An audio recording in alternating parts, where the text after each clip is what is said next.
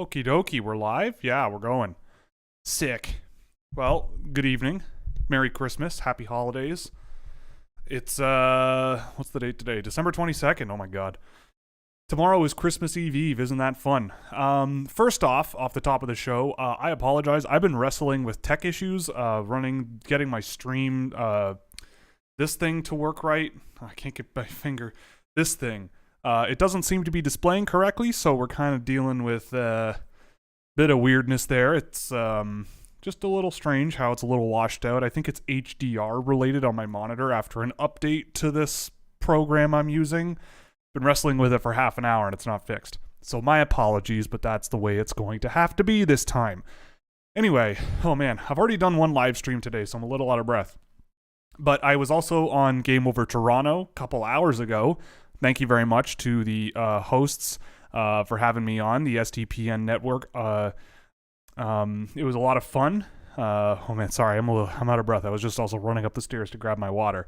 But yeah, it was a good time. Talked about the Leaf game. Talked about the upcoming World Junior Championship, which I believe will probably be a pretty common topic of conversation. I also forgot to post this on Twitter. I am a mess today, everybody. But yeah, also, thank you to the sponsors of the show today. First one obviously would be Fanatics. You can scan the QR code above my head or use the affiliate link in the description to get any gear you want. And it'll give me a little kickback and support the show. Thank you to Marcus Gustafson for sponsoring the show. You can use coupon code Scouching and get 10% off his course to train your hockey IQ and hockey sense, where I have a guest spot on there now, and McKean's Hockey for featuring my work and helping me pay my bills. So thank you very much. It's going to be a good time. Yeah, the Jack Olson mentioned the World Junior Report.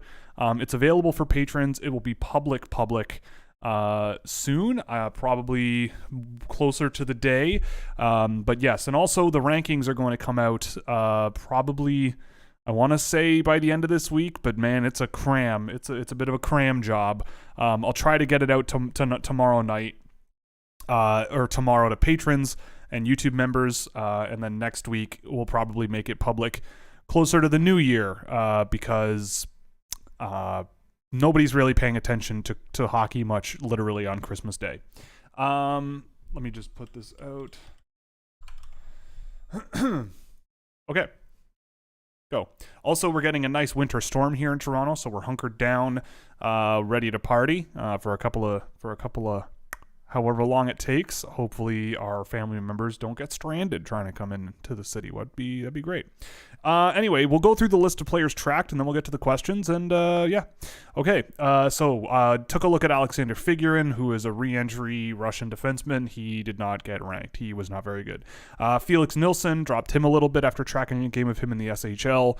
I did another Brandon Svoboda game. He got put down onto the watch list, so he got moved down a little bit. And then when working on my rankings, there isn't that many tracked players this week because I spent a lot of my time watching a lot of guys that were sort of flowing around the same region of the ranking list. So the tracking was a little bit less this week than usual. So, but Svoboda got dropped to the watch list. Nate Danielson got dropped a little bit, from like the high teens to the mid teens. Quentin Musty went up a couple of spots. I dropped Bradley Nadeau into the late first, early second, I believe. Alex Rykov dropped him to sort of the mid-late second, I think. I moved Colby Barlow up a few spots, but he's still very, very low for me compared to most of the of the other people ranking him. And then the big one everyone's probably going to want to talk about, I moved Matvei Michkov to the mid-first round after doing a game of him this week and watching a few other guys around him. I took a look at Petter Vesterheim, who's a Norwegian player who just got his team promoted to the top division of the World Juniors. He is a pretty fast, shifty boy playing for Mora in Sweden. Timur Mukanov, took a look at him, moved him up a couple of spots. And I took a look at Albert Wickman, who's a defenseman he played with Tom Willander at the World Junior A. He's been playing in the SHL a little bit, so I went and took a look, and he's actually kind of good. Doesn't score a ton of points, but he's actually kind of good. Might be kind of a fun one to keep an eye on. All right, let's get to the questions. Let's do it. Let's get to the questions. Okay, well, I'm ignoring the first one from Dylan Griffin because that's what he deserves. No offense to him, actually, all the offense. Any thoughts on 3 really late birthdays? Oddly all Swedish. Hugo Hell, Felix Ungersorum, and Svante Shodin. Well, I'll start with Shodin. You probably won't believe me, but it's true. He was brought up to me earlier, and I have a tab open to remind myself to check him out. So I have not seen anything of him, but I will take a look. Felix Ungersorum, I have looked at a few times, and I'm not really a fan. I don't really know. He's another one of these guys where I watch him and I just don't really know what results he's driving. His team is quite good. Like Alexand's junior team is usually pretty good in terms of, playing with skill, playing with some physicality, being able to push back some junior level competition. I get the feeling that Ungersorum is just kind of a guy that's part of a good team, and I'm not really certain that his production really is leading to like massive projection in the NHL. There's just a lot of other guys elsewhere that I've really liked. And Hugo Hell, I've seen a bit of him, but he's not my favorite defenseman on that team. Or no, he plays on Färjestad, not Rögle. I mean, I don't know. With Hugo Hell, he's really slender and kind of mobile. Just a guy who I've been watching off and on since the beginning of the year, and I just don't really see much there. Like, again, I looked at a guy like Albert Wickman. I see a guy who moves better than him, a guy who is, a better puck mover than him, has a bit more mobility. Just a lot to like. But he's kind of, but Hugo Hell on the other hand is just kind of okay. Again, it's maybe not, he's fine, but there's just a lot of other guys that I would much rather draft at pretty much any round of the draft that are likely to be available. Grav is in here. Welcome, Grav, and he loves my channel. I'm glad. I'm glad. Grav is a Sportsnet boy now, and so now I've got Sportsnet boys, which is pretty incredible. Sam McGilligan, hello, friend. Just how great are the small guys like Brindley and Perron this year? Well, there's a lot of good small guys this year. I mean, Brindley, I think, is a really good procedural player who's still trying to figure out how to produce against better competition. But I don't really have that many concerns. You leave him in college for another couple of seasons, and I feel like you're going to get a pretty good possession guy out of it, even if he's not the biggest player in the world. He kind of has the work rate, the evasive skill, the quickness to sort of get around that. And I think that his ability to see the ice and make passes, especially in the offensive zone, is really impressive. So there's that. Jaden Perron, I mean, I love Jaden Perron. He's fast, he's skilled, he's dynamic. He really knows how to sort of push and pull the pace of play. He's tenacious. He's great on the back check. There's a lot to like about him. Started the season ripping hot offensively and just has slowed down. But I get the feeling that he's doing everything he can to make Chicago better than they are, driving a lot of their shots. He's involved in a lot of their shots, both shooting them himself and setting them up. Just a really, really, really talented young player who I think, he might need a couple of years in college to sort of get a bit stronger and learn how to take risks in the right way and find that balance that a lot of young skill guys need to find. But I have all the faith in the world that he'll figure it out. His puck manipulation, his ability to find new passing lanes, just a lot to really, really like about him, and Brindley as well. But they're both very highly rated for me. On the Athletic podcast, Corey Pronman said that he's talked to scouts in the dub that don't really like Crystal, and some that really like him and some don't. The ones that are scared he might that don't are the ones that don't are scared he might be the next Nick Petan. So I can't tell you anything about that because I wasn't watching Nick Petan when he was draft eligible, so I can't really tell you. But look, when I look at Andrew Crystal, I mean, number one, when Nick Petan was in the NHL during key moments in his career, like in his early 20s, he actually did drive really good results. And that's why a team like Toronto went out and gave him a chance and sort of extended an olive branch. But when he did play, the numbers for him were actually pretty good. It's just he couldn't put the puck in the net. I look at Andrew Crystal, I mean, when I think about this kind of thing, I think, like, what's the problem with him? Right? Like, what is the issue that makes him less projectable, right? Like, I don't really like when scouts say he might be the next Nick Petan without explaining why or like what that means. Because otherwise you can just say that, right? Like, you can just say that and it absolves you of responsibility, because it's like, well, if he isn't the next Nick Petan, then that's good. He turned out to be good. If he isn't the next Nick Petan, then I didn't say he was going to be. I was just afraid that he was going to be. when I look at Andrew Crystal, I don't see a better sort of puck handler, skill-based, creative playmaker like out there. Maybe, I mean, Connor Bedard is separate, but I don't even remember Nick Petan when he was draft eligible. Because it's one thing to say score 90 points in your draft year and end up, see, my colors are all washed out. I don't understand. Okay, yeah, so he had 120 points in his draft year, but I'm pretty sure that team was like also unbelievably good. Yeah, Brendan Leipsic, Ty Ratty, Oliver Bjorkstrand was on that team, Seth Jones on the back end. Like, that was a good team. But and with Kelowna, I don't think Crystal has the same supporting cast. There's a lot to like about Crystal, though. He's undersized, yeah, but the stick skill, the quickness that he's got, it's just remarkable. And every data point for him is very, very, very positive. Like, I don't know. I get the feeling that the right team drafting him will be thrilled to have him. I mean, it's the same thing. Could you have said the same thing about a Logan Stankoven, right? Where you sit there and go, well, he could be Logan Stankoven could be the next Nick Petan. It's like, well, maybe, but he's playing pretty well. He keeps playing pretty well. He's probably going to have a heck of a role on the Canadian junior team this year. And if you want to pass over that player, then go nuts. But I would put my money behind Andrew Crystal, and that's the type of hockey player that I want in the NHL. And I feel like if you put him around some good finishers, he's going to be just fine. And the rest you can sort of work out. I mean, I haven't seen a player as creative and productive in these sort of high-level creative ways in my viewing of players since like Mitch Marner, where you have this guy who's sort of on the next sort of level of seeing play, analyzing it, seeing secondary options, doing all these things that are really impressive. I mean, and at an even strength, if you remove power play and shorthanded points, he can hold a candle to Connor Bedard so far this year, and they're similarly sized. I think there are defensive concerns with Bedard right now. But there are, defensive concerns with Crystal. We could talk all day about it, but I don't know. I just don't really like analysis being very, very, very fence city about, well, this small player who produces a lot that wasn't super highly heralded previous to this year, he could be this other one case study of a player who just didn't work out in the NHL but is good everywhere else and was good for a while in the NHL but just wasn't played much and wasn't given. He was playing like Petan was playing like depth minutes from what I remember. So you're not going to score much if you're playing depth minutes with guys that play bottom 6 minutes in the NHL. But anyway, to me, I would want an explanation of exactly what that means, right? Like, why is Crystal a guy who's going to struggle in the NHL, and where is that going to take them?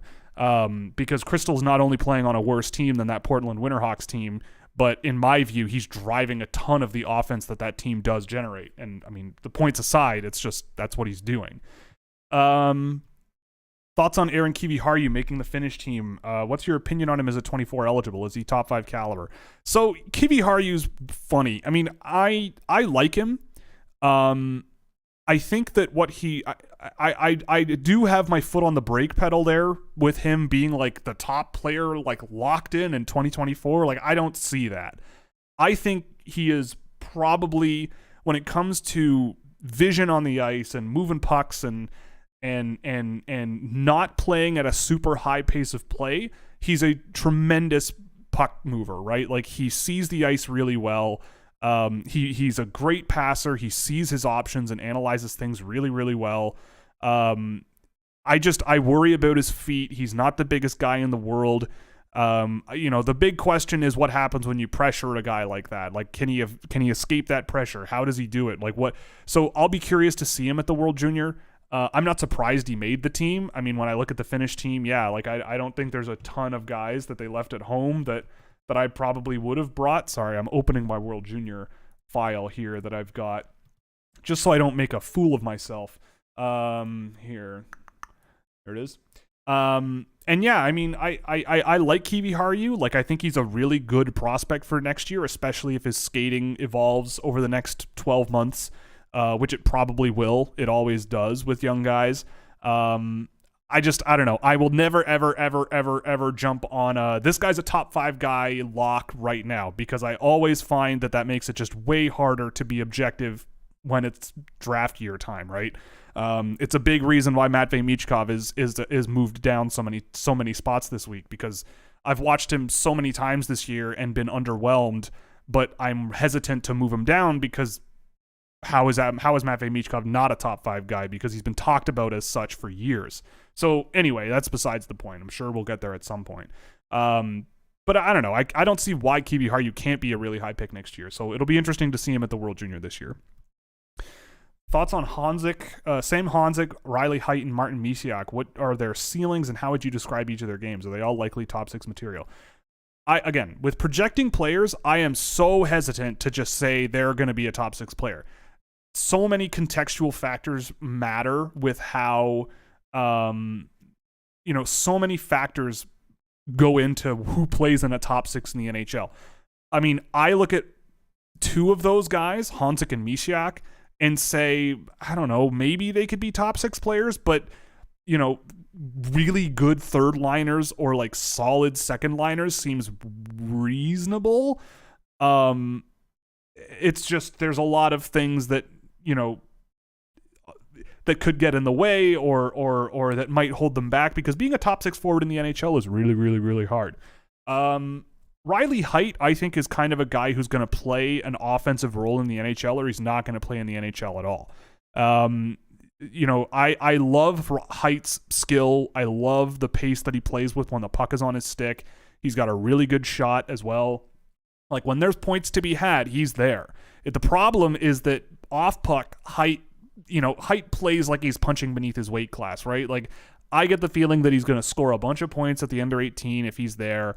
And we'll all get really excited. He kind of reminds me of what I thought of Dawson Mercer when he was draft eligible, where Mercer was a tremendous finisher and you could see the skill and the finesse in his game, but then when the puck wasn't on his stick, he wasn't really nearly as effective, and you kind of want him to play that way. So if Riley Heidt is the type of player who can overcome that and go, okay, yeah, I get it. I need to move my feet. I need to get involved defensively. I need to turn pucks around. I need to use line mates a little more often than he does. Then yeah, I think he could be a really good player, because the talent is there. It's just a matter of getting there and learning the lessons and doing all those things. But, I mean, I'm not saying Riley Height's like not a great player. Like, I think in terms of raw talent, he's probably a top 15 guy this year.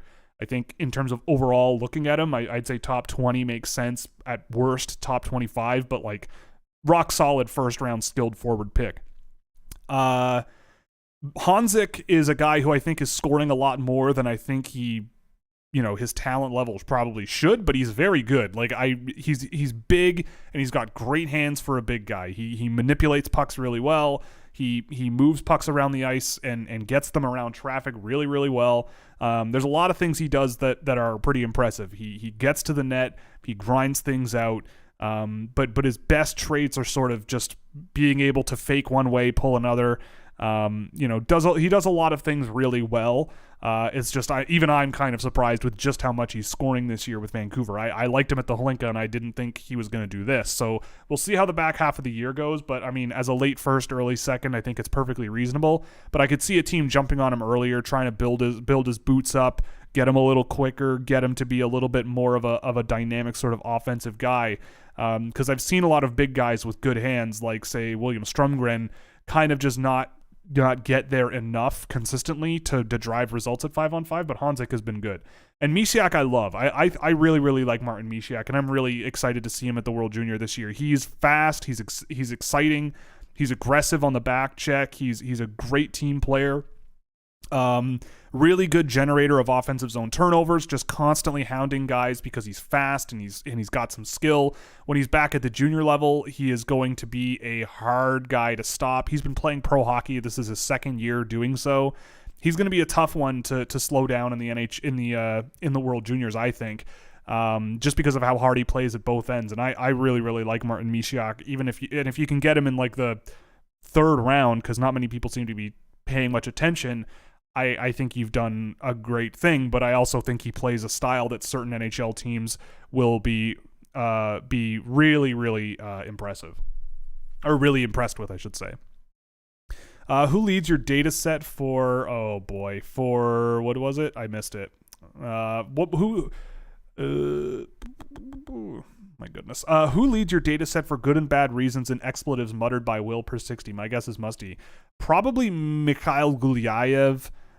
Musty, early in the year, yeah, but now not as much. I'd say Mikhail Gulyayev is a great one for that. I mean, yeah, there are some moments out of him that are just spectacular, and there are some moments out of him that are the opposite.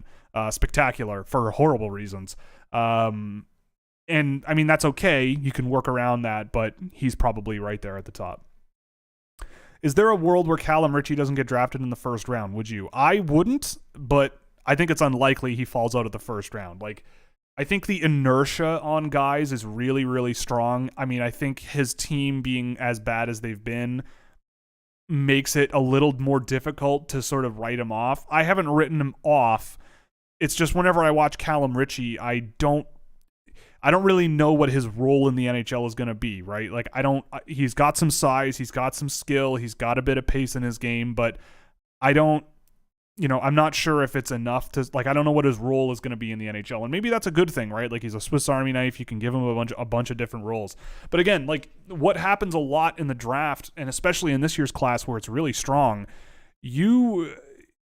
there's just a lot of guys that it's like, okay, I kind of like this guy more than what I've seen of Ritchie, so that knocks him down. And then you watch another guy who, especially Europeans, right? Like, where you don't see them a ton until the draft year, you pay a little attention to them and you're like, I kind of like this guy more than Ritchie, and it bumps him down another spot. So that's kind of happened for me like 15 times. I mean, he's in a tier that goes into my first round. If you want like a plug and play middle six guy who is going to play physical and he can shoot and he's got some offensive ability as well, just making plays in the offensive zone and stopping up and looking for options. Like, if you want a guy who can do that, sure, right? Like, if you want to, he's not, in a sense, he's kind of like aiming high. It's like, well, maybe we can we can bring XYZ out of him, right? Like, let's find a couple of things that we think we can really pull out of him and magnify and make more important in his game. If that's the case, then maybe that would be a thing. And you could draft him relatively high. But again, I always sort of look at what the player is doing in front of me at the time and go, okay, I'm going to value this a little bit more because I know that it's already there.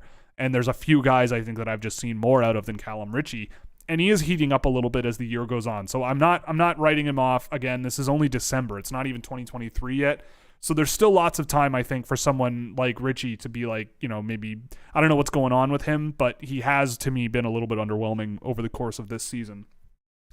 Thoughts on Oliver Moore? If he was playing on a better line, do you think he'd be talked about more? I really like Oliver Moore. I mean, I know Elite Prospects, I think, tweeted out their list, and he was very, very high on that list. He is, I think he's a really deceptive offensive guy. He pulls pucks back and creates passing lanes really, really well. He's not afraid to sort of cut into different rushing lanes and challenge defenders laterally a little bit, which I love to see.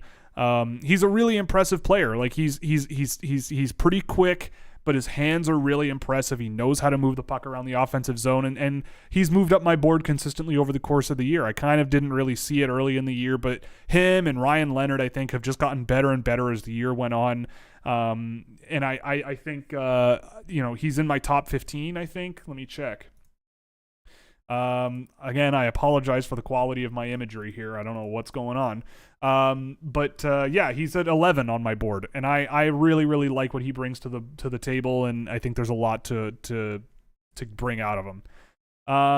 How's it going? It's going okay. It has been a very stressful day here in our household. The better half had a very tough day dealing with cyber attacks, which was apparently very not fun.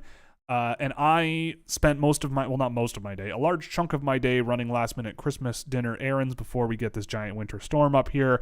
I stood in line at a butcher shop for 40 minutes, half an hour-ish, waiting for just a meat log, and eventually I got it. So we're having a nice veal tenderloin roast. We never eat beef in this house at all, so I'm kind of horrified for what that's gonna do, but that's okay. I've been through worse. So that's going to be fun. Have some family over. I'm very much looking forward to the time off. I'm not working. I'm off work for the next few days, and I get to go up north for a while, and I get to watch the World Junior. It's going to be fun. But yeah, other than that, I mean, I was really excited to be on Game Over Toronto today. So thank you again to the SDPN and the host Harmon for bringing me on.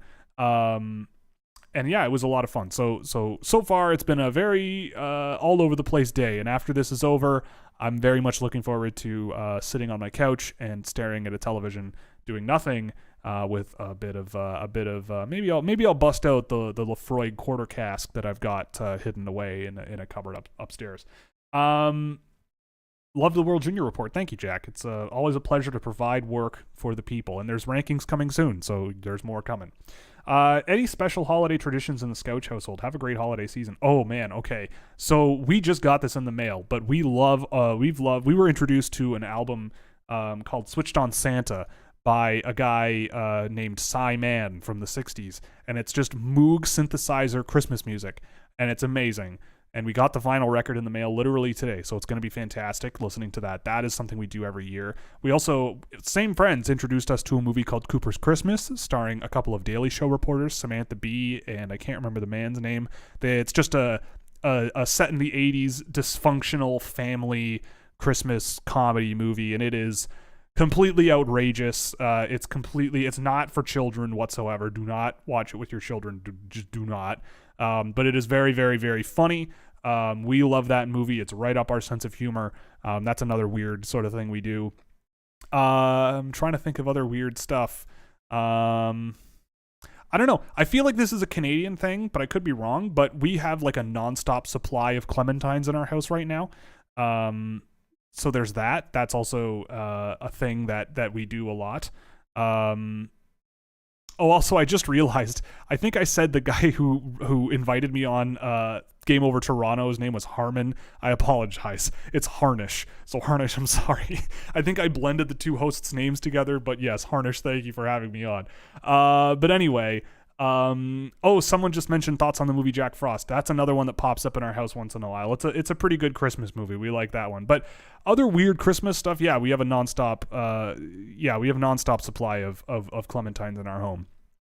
I'm trying to think of other stuff. I don't know. We don't do like any like weird pagan stuff, like, you know, lighting things on fire.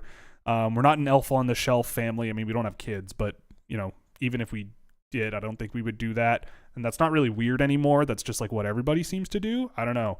I'll think about it, but there aren't a ton. We watch a lot of movies once in a while. We tried to watch Ernest Saves Christmas last night, but the better half fell asleep about 20 minutes in, so we paused that. But anyway, yeah. Thoughts on EP's draft rankings? I mean, generally I think they were really well put together. Like, you know, let me just pull them up.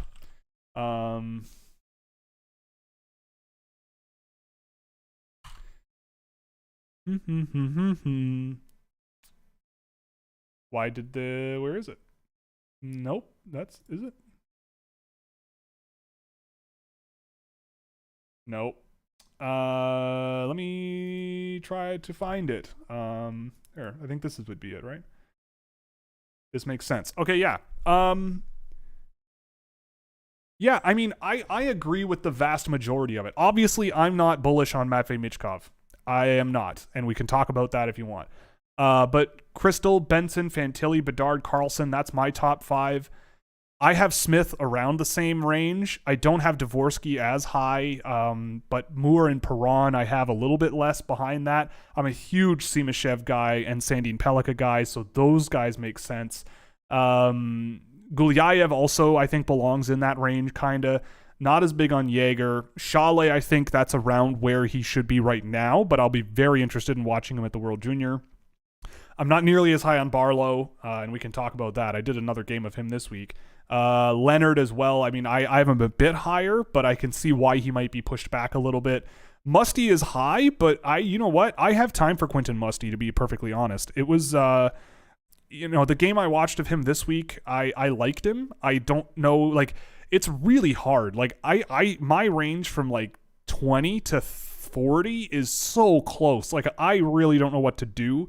And I think Musty, if you want a certain type of player, I think he could be a really good, skilled power winger. You know, the way he's able to make plays through traffic and just see the game and get into situations where he needs to escape pressure and get out of it with his size, and he's got some good hands as well. Like, if that guy's skating can sort of take a couple of steps over the next few years, he could be a really impressive player. And if you're at 18 and you really want Quentin Musty, I'm not going to scream and cry about it, especially when, like, the guys after him, like Riley Heidt, Luca Cagnoni, I probably would prefer those guys, but I get the development angle on Musty. And same goes kind of for Honzek. I mean, I don't have Ethan Gauthier ranked. I love the William Whitelaw listing. I think that Whitelaw has just an absurd amount of upside, but a lot of risk. Same kind of goes for Brindley. I mean, Timur Mukhanov is another one that I love. Matt Wood, right around where I have him. Nate Danielson, a little lower than what I have, but I could do it. I could see how he might be a late first round pick for sure. But again, similar to Musty, like, I'm taking more of an optimistic development angle with Danielson based on what I've seen. I'm not a fan of Kasper Halttunen. Alex Rykov, I think, is a little high. Joe Willis I've seen a few times, and I don't see it, like, especially with guys like Luca Pinelli in the OHL. Like, when I did Brock's list, I didn't have Joseph Willis on my top 10. So it just goes to show how all over the place people's philosophies can be. But I've watched Joseph Willis a few times, and I don't really see it, especially when I see guys like, even in the OHL, Luca Pinelli, Bo Akey. I'm trying to think of other ones that I think are higher on my list, but I can't recall off the top of my head. But a lot of it I get a lot of the logic behind it. So I don't really have, like, problems. I don't want to start any inter outlet drama. Did you watch the World Cup final? Heck yes, I did. I watched as much as I could, and then I turned it on at the end and said, screw what I need to do. I'll just watch the rest of this game, and it was insane. Pretty wild. The bolster. Oh, hey, Will, guess what? Oh, geez. We had him on the latest episode of the Zoobcast. You have proof you're not Angus Crookshank. Okay. I'll believe it when I see it, all right? I know how you can find an actor to pay to play some person, and you can be a guest on your own show. I know how to deal with this. Why has your opinion of Michkov gone down? Okay, so let's talk about Matvei Michkov a bit. First of all, I think the first thing for me is the script has sort of flipped. It's started with, okay, this guy is top ranked. He's a really, really good player. You know, everybody seems to think he's the next big thing out of Russia. I was always a little bit more pessimistic based on what I had seen out of him, but I saw the potential. And so I had a lot of time for Michkov being one of the better players in this year's draft. But watching him this year, you have a lot of questions about how he's going to project to the next level. I mean, I see a player who now I see him enough in the VHL where I'm going, all right, I've got issues with how he's playing at this level, but now that he's been moved to a team in the KHL that could probably actually play him quite a bit, I think it's at the point where I'm assuming that I am wrong, and for the rest of the season, he is going to prove that I am wrong to me, right? Like, I've watched Michkov a lot of times this year. Like, I've tracked 3 games and I've watched a lot because, I don't know, some people might say I have him ranked really low just to get clicks or whatever. Like, I don't know. I would never put a player on my list somewhere just because I think it would drive traffic. I genuinely just see him as part of this group of guys who can score points and have issues elsewhere in the game. Like guys like Chalet and Gavin, maybe not Gavin Brindley, but he's kind of limited offensively. But like Riley Heidt is in that group. Nate Danielson is in that group. You know, and I look at Michkov and I see a player who has, like, running down the things that I really like. His skill is really impressive. He knows how to move pucks around and he knows how to challenge defenders one-on-one, or at least try. The other thing he does is he's got a great sense of timing for offensive zone space. Like, he knows how to make cuts and when to open up shooting lanes and make himself give himself an opportunity. He does things that coaches need players to do if they want to score points, which is a lot of the time just go to the net. If there's chaos, go to the net, and he does that. He's had a few goals this year at even strength. And again, I track only at 5-on-5. That's all I really care about, right? When I look at prospects, I don't care about power play or how they play shorthanded. My view is how they play at 5-on-5 should illustrate their potential usage at special teams, right? Like those things should complement each other. And when I look at Michkov, I'm going, well, yeah, you put him on the power play, he's going to shoot the puck like 12 times and score twice, right? Like that's probably just how it's going to work, and that's fine. But that's not the game of hockey. That's not hockey, right? Like that's one specific situation. So when I look at Michkov, I see a guy who has trouble distributing the puck. He takes on way too much on his own. He skates into pressure constantly. He has really no push and pull. He goes straight into the offensive zone and challenges guys one-on-one, probably loses the puck and turns it over, and it comes back the other way. If he's not on the puck, he is nowhere to be found. I don't know if this is a structural thing for SKA Neva St. Petersburg, but there are periods where I watch and they're basically shorthanded in their own end for valuable seconds, and he's at the offensive blue line. You know, like the second there's a chance of a breakout, he's gone. So he's a player who is looking for offense and not really doing much at both ends, where I'm going, okay, you know, you look at his shot differentials at 5-on-5, they're not great this year. And I think a lot of that is because he's not strong enough or fast enough or agile enough to really be a good pursuit defender. His skating, it's, you know, he's got great hands. The skill is there and the shot quality is there, but the mobility and the aggressiveness and the footwork to be a game-breaking offensive guy, I don't think is there right now, at least for higher levels. But this is why I want to see him at the KHL level, because, you know, guys have played in the KHL all year long before, right? Like Danila Yurov did it all year last year, you know. And if I see Matvei Michkov and he kind of gives me the same vibes as what Danila Yurov was giving me last year, where there wasn't a lot that he could do, but off puck and you see the going to the net coming out and doing all that stuff, Yurov was doing that quite often. But Yurov went from being a top 10 guy for a lot of people before the season to a late first round pick. And, you know, I look at Michkov and I see a little bit more skill than what I remember seeing out of Yurov. But I also see a player who isn't nearly as good of a puck distributor as Danila Yurov was, but that was at the junior level. So I want to see Michkov in the KHL for the rest of the year. Like, because in the VHL, I see problems. I see a guy who is, you know, kind of cheating for offense a little bit. And a lot of things I think are just not quite at the level of some of the other guys ahead of him. Like, I don't know. It's just very okay to me. Like the goal he scored a goal in the game I tracked.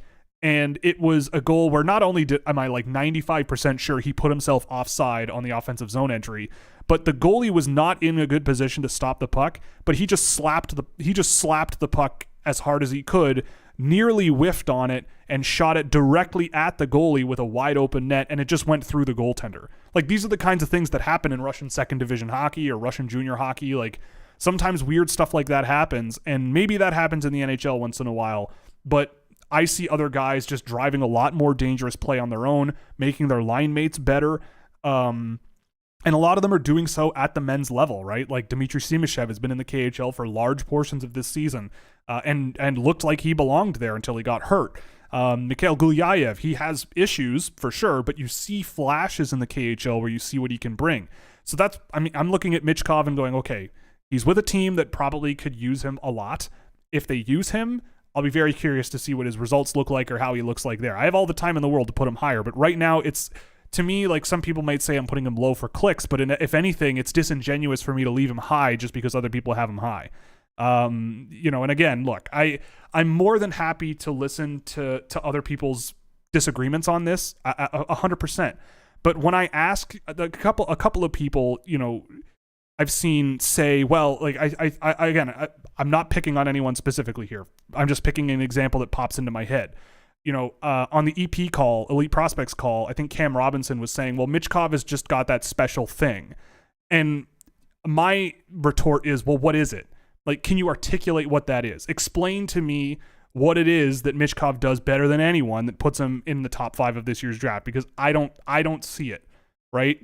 And if it is just off-puck timing and the level of skill that he's got, and like those are the two things he leans into, and he can be a good shooter at the end of a chain of possession, to me, that's just not as valuable in my philosophy. And to me, I don't want that in the top 5.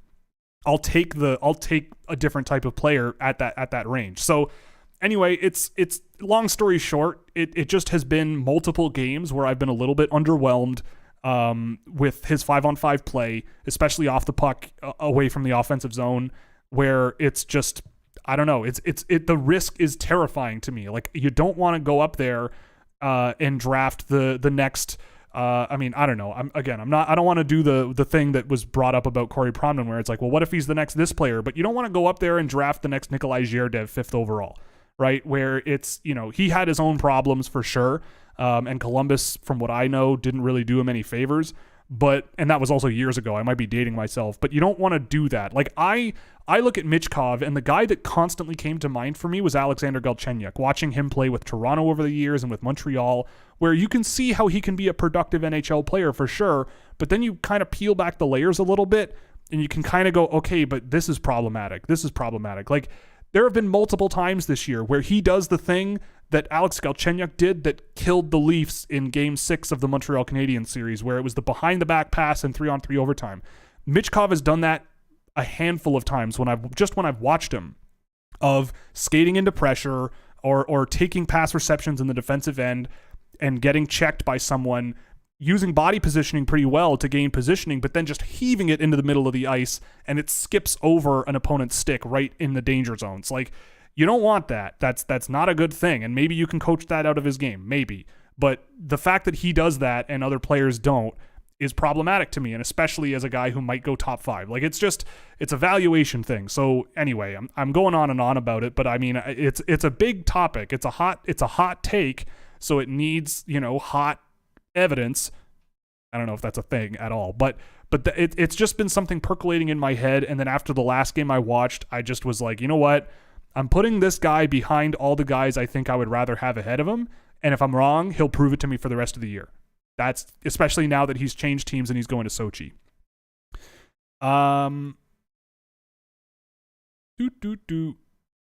Thoughts on Svozil and Knazko and their projectability at the next level? Yeah, I mean, Knazko, I think, is a bit of a long shot at this point. Like, he's been okay in the AHL this year. But again, it's similar to other things where it's like, well, what is he going to do? What is this NHL job going to be? I think he's smart enough and mobile enough to be a decent puck-moving defenseman through his passing.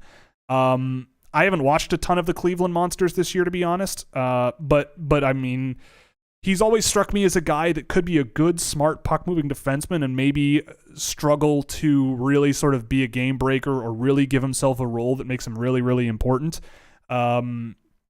And yeah, I mean, I've always liked Samuel Knazko, and where he was drafted I thought made sense, but I don't think anything more than like a bottom pair minutes eating guy is really likely. But he's always been a project. You leave him in the AHL for a while and see if he earns a job. And Svozil, he's kind of stagnated to me. I don't really know. I haven't seen much of him this year. I've seen Regina a few times, and with Svozil, it's always been sort of, I don't know. I feel like he hasn't really taken that next step to be the high-end offensive guy that he maybe could have been. And he also hasn't done much defensively to improve outside of straight line attacking with his stick checking and grinding things out along the boards. He's fine. I don't know. I have come down a little bit on my opinion of Svozil, but I still think there's maybe something there similar to Knazko. You leave him in the AHL for a while and see if he can sort of carve out a role at the pro level. I just don't think, like Knazko, I just don't think he's going to be a massive point producer. But I think he's smart enough and mobile enough to be a pretty decent defensive player, and maybe there's something there for him.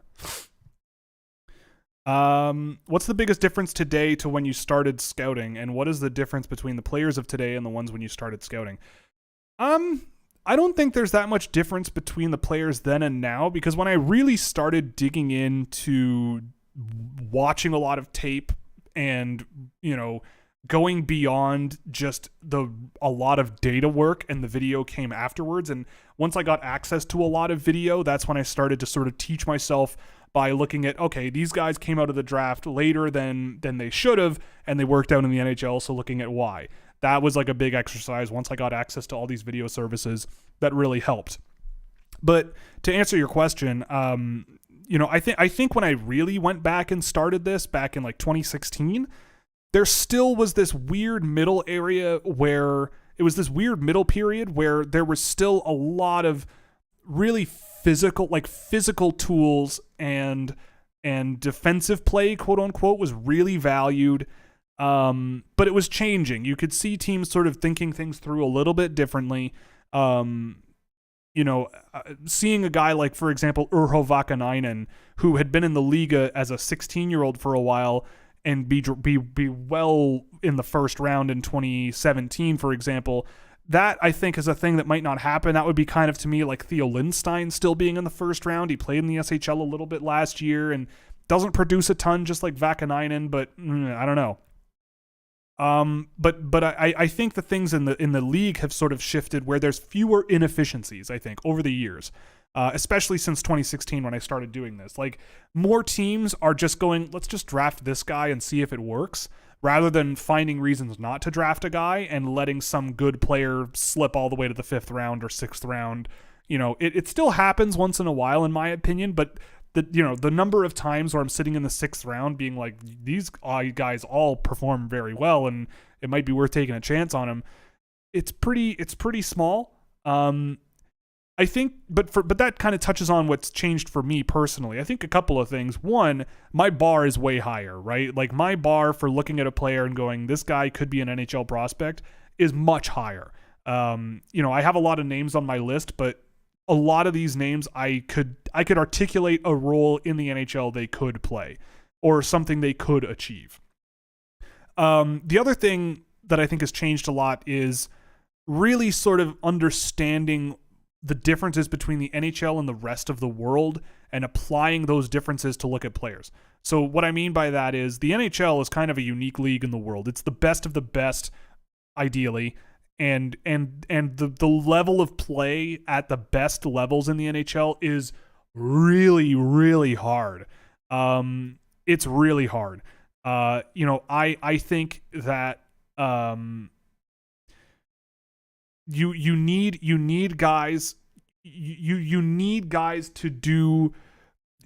I talked about this on Game Over Toronto, right, earlier today. We talked about why Toronto has been able to hold teams like Tampa and, yes, even Philadelphia to like fewer than 10 shots through 2 periods, right? Really sort of clogging things up defensively. Like, what is it about them, especially when they're missing so many defensemen? And I think a big part of that is that they have forwards who understand that playing offense also includes playing good defense, right? Like, you gotta be there on back checks. You gotta have the speed and the range to cover back checks, get involved defensively, and be able to turn play around and come back offensively. Because your defensemen can't just do everything themselves. Like, by nature, there are fewer defensemen than forwards on the ice. So if your opponent sends their forwards into their offensive zone, your defensive zone, and your forwards aren't back checking very much, you're in an odd man situation, which is no good. So the more you can sort of clog up the neutral zone with fast, skilled guys who can get involved in play and turn it around, the better off you're going to be. But you have to be able to spot that in younger players and go, okay, maybe they do bring that tenacity and energy off the puck already, but you can also look at the players and go, well, can we get them mentally to commit to that? Like, do they understand that that's an expectation of them? And I think the same can be said for something like bigger players who are historically quite overvalued. Are you looking at bigger players who maybe aren't super quick or skilled, but you're there to be big and clog up the lane that way? Well, then what happens when you get the puck on your stick, right? You become a target. You're a slow-moving target for an opponent to then get the puck off of you. So that's why I always lean towards guys that are quicker, more skilled, more creative, and bring that tenacity, or have the potential to bring that tenacity. And so that's why I look at guys like, say, Jordan Dumais or Josh Waugh, or I'm trying to think of other examples. In this year's draft, maybe Colby Barlow or something. And I look at that and I go, yeah, but they're not the quickest guys in the world. They're not the most skilled in the world. But and I just don't see that off puck work rate and that tenacity. You know, it's and so even if I were to get the message through to them of like, you've got to like, there's got to be more every shift. Like if you're going to play in the NHL, you got to be a real pain in the ass on the back check, you know, and be able to turn play around. But I don't see the current ability there yet to put it all together. So that just knocks those guys further down my list. And I think that those are things that when you look at the data, it can be easy. When you look at the production, for example, it can be easy to look at that and go, this is the thing that this player is really good because they're doing these things, but then they get to the AHL and things are not the same. You look at the NHL and it's a very, very different story. And some guys take a little longer to get there. They get better, they continue developing, they get better skating, they get better, they get quicker, they get stronger, and maybe they can play some kind of a role in the depths of an NHL team, and they might have been drafted really late or not been a super highly valued prospect for one team and gone to a new team or whatever, but that's almost impossible to predict anyway, right? Like, to me, the whole reason I do what I do is to make the best bets possible, and to me, you're not making a very good bet when you're sitting there and trying to anticipate who's going to be maybe a bottom six guy when they're 25 or 26. You know, like that's just making a lot of work for yourself that you probably can't figure out. Whereas for me, I focus on the now. What does the player bring now? And what would I is malleate a word? Like, what would I morph this player into that still helps their strengths and fixes the weaknesses they have? So that's a big thing that's changed. Just sort of looking at what an NHL player looks like and understanding that points are not everything, right? Like, points are a reward for good play, but good play can mean a variety of different things when you're looking at players playing in any number of countries at any number of different levels with any number of various levels of quality of competition. It's just all over the place. Was wondering your thoughts on Noel Nord and Noah Dower-Nielsen. Yeah, I mean, Noel Nord is interesting. I think with time he could be a good bottom six power skill guy. He's a fun player to watch in terms of just being big and relatively quick on his feet with a bit of skill. You know, I think he could be a role player down the road. Like, he's in my second round. I don't really mind Noel Nord at all.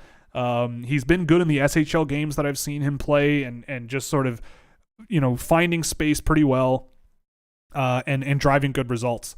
Noah Dower-Nielsen, he kind of reminds me a little bit, and I have him ranked in the same range as this player last year, but he kind of reminds me a little bit of like the junior level. This was said by Mikhail Holmes, so I'm stealing it from him, but he kind of was like the Jordan Dumais of the junior league in the national over in Sweden in the junior league. He's not super quick. He's not the most skilled guy, but damn, he can finish, right? Like, he knows how to put pucks into dangerous space right around the goal mouth. He knows how to roof it if he's 6 inches from the goalie. Like, he knows how to finish. But the rest of the package is just a big, big mixed bag with Noah Dower-Nielsen, and I don't know. He's just lower on my list than his production would indicate because I just don't think he brings the sort of pace and skill and speed that you need. But I can't say he can't learn it. The skill, but the finishing ability is certainly there, and that's sometimes what matters when it comes to generating points. Hey Will, what are your thoughts on Alex Rykov? Seems to be a nice two-way player in the VHL with offensive upside. Yeah, I mean, I like Rykov. I mean, there's not much talk about him. He's at the end of my second round, I think, right now, if I'm not mistaken. He's moved down a little bit over the year, but he's a good player. Where is he? There he is. Yeah, he's in the middle of my second round towards the back half. He is a smart player. He knows how to read play. He's aware of space a lot. I think there is a bit of offense there. He's young for the draft as well. It's just, he kind of gets closed in on pretty quick. His ability to generate speed is pretty limited. He doesn't really have that great problem-solving ability to sort of create space for himself or get pucks to line mates easily. But that's not a bad thing. He's playing pro hockey in Russia, and I mean, look, I have him in the second round. If he was still there in the early second round, he's not ranked that high in my tier for him, but I could see it. But again, in this year's draft, like, there's so many good case cases for maybe a late first round draft pick, that I think he's just a hair behind all those guys. But I do really like Alex Rykov. He brings a lot to the table in terms of thinking the game the right way, playing with a lot of intensity, and reading play really, really well, that I think should be a nice building block to start with if you wanted to leave him in Russia for a few years. Thoughts on Lucas Sagranden? He's on my watch list, I think. He's small, but he is tenacious. He's a go-getter, right? Like, he goes out there, he moves fast, he tries to get dudes. But I don't know. I'm not sold on a huge amount of upside for him, especially if I'm drafting an undersized guy. I think there are other players that I think I look at first. But he's fun. He's fun to watch. He's a little wrecking ball. I mean, not like super physical, but he goes out there and tries, and he's got a bit of skill as well, and drops a shoulder. He can get around pressure. But I would really like to see him at higher levels before getting really excited. You kind of said your all-star team, but who would be your forward, D, and goalie of the tournament if you had to predict? Well, to preview the post, I mean, right now I have my all-star team as Shane Wright, Connor Bedard, Fabian Lysell with Luke Hughes, Seamus Casey on D, and Carl Lindbaum in net. I mean, I don't know. I think if Carl Lindbaum can perform well, then Sweden's going to perform well. I think Luke Hughes will have a heck of a fun time in this tournament, as will Seamus Casey. Fabian Lysell, I think, will be a key player for Sweden, and I could see if Sweden goes deep with Carl Lindbaum that Lysell will be right there. You know, he's going from playing in the AHL down to junior hockey again after a season in the SHL last year, so that's great. And Bedard and Wright, I just don't think they're going to have any problems running the show for Canada this year. Been doing a lot of talking today. My throat's already dying. I've seen Brustewitz falling. Is he struggling? His overall points are still solid. I've never been a big fan of Hunter Brustewitz. I think he started the year with a point per game in the first like 12 games or something, but they were like all defense, all on the power play. I'm pretty sure. I don't know. Like, look, when I watch Brustewitz, I see a guy who is slow. I see a guy who doesn't really have a lot of skill in his game. I see a guy who offensively is more talented than he is defensively, but you know, his feet are really a limitation, I think, of driving overall impacts.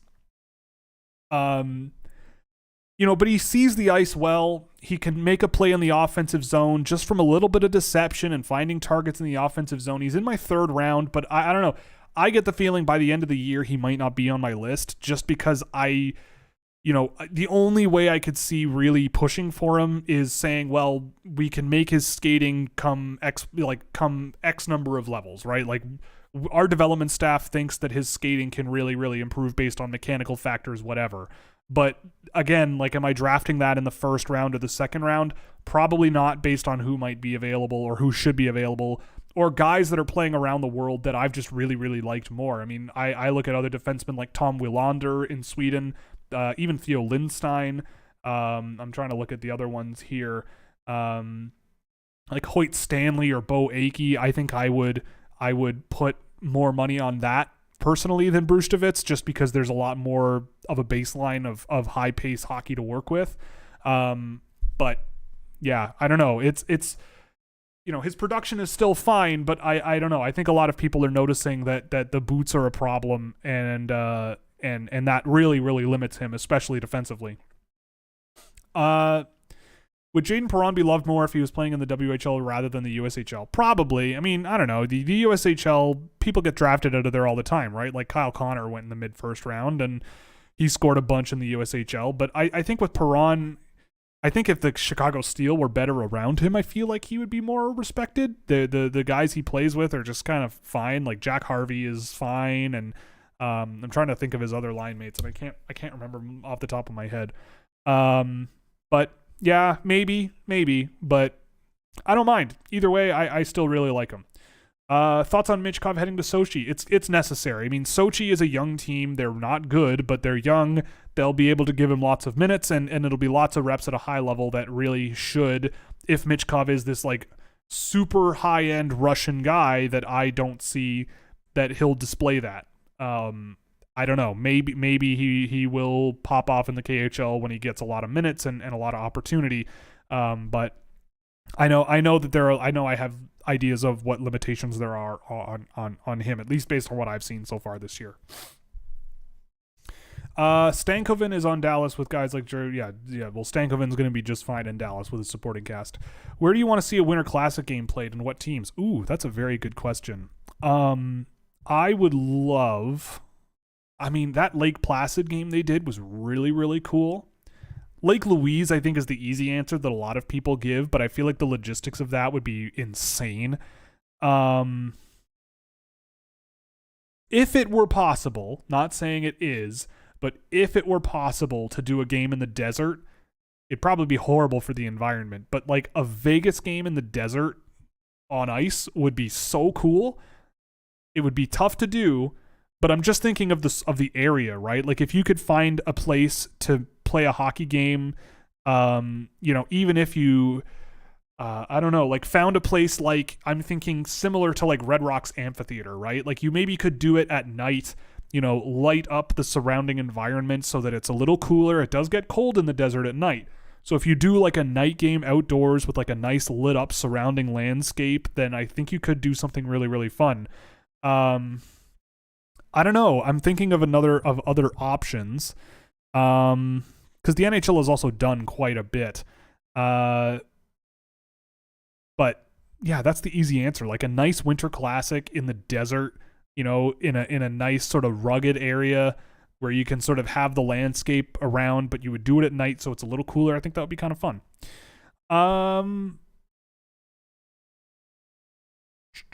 Have you seen much of Fraser Minton this season? He's been a power play dynamo, but not much at 5-on-5. Yeah. So I have seen Fraser Minton a little bit here and there. He's definitely a better shooter than he was last year for sure. I think that I see a little bit more of the appeal out of Fraser Minton just with how he places his passes and his timing is just really, really good. Like he strikes me as a guy who really is a student of the game and really wants to understand what he's doing and how beneficial he can be with his passing especially. I mean, I still think that, you're maybe looking at a third line center there who just eats minutes and can play and set up the odd play for his line mates for sure. But I don't know. I really like how he moves pucks through his passing up the ice. It's just everything is placed really, really well. And he's working on his shot. So maybe there's something there.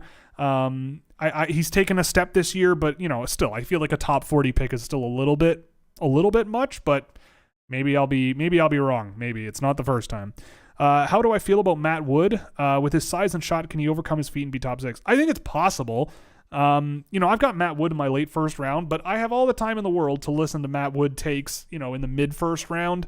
He's a guy who's similar to Quentin Musty, like under pressure. He's got good skill. He knows how to escape pressure with his hands, get passes to line mates. He's not selfish.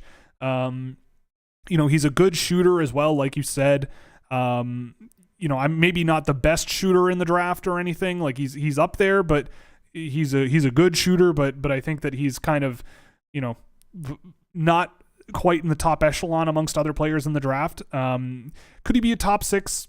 I mean, I could see him being like a second line scorer, maybe second or third line scorer. Nothing too insane, but a perfectly capable offensive player in the NHL. I do think his feet are going to hold him back a little bit from like being a game breaker, but I can't say it's impossible, right? He's still young. You give him 5 years and maybe he'll improve and get to the point where he can be a really offensive threat at a high pace and be a big boy. Because he's got the hands, I think, for doing a pretty good job of navigating pressure and getting out of jams. If you were a Sharks fan, would you be just as happy to draft Fantilli as you would Bedard? Yes. Have you already talked about Will Smith? No, he's a lot of fun. High skill, high creativity, but he's one of these guys who, when he doesn't have the puck on his stick, you kind of want to see more. He's not super involved defensively. He's not the most aggressive defensive player, which you probably need out of your centers. He's not the quickest guy in the world, but the skill level is so high that he can manage it just fine right now. He's a guy where I think you give him some time in college, he'll just keep getting better and better and better. And you don't rush him, but I think that he could bring a lot of good results to a team. But he does have some issues, but the top end stuff is really good.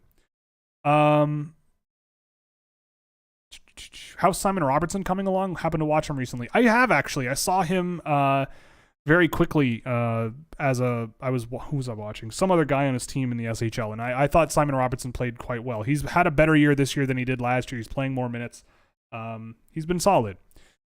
Thoughts on Aiden McDonough? I can't give you any answer on that. I have not seen Aiden McDonough play in a long time.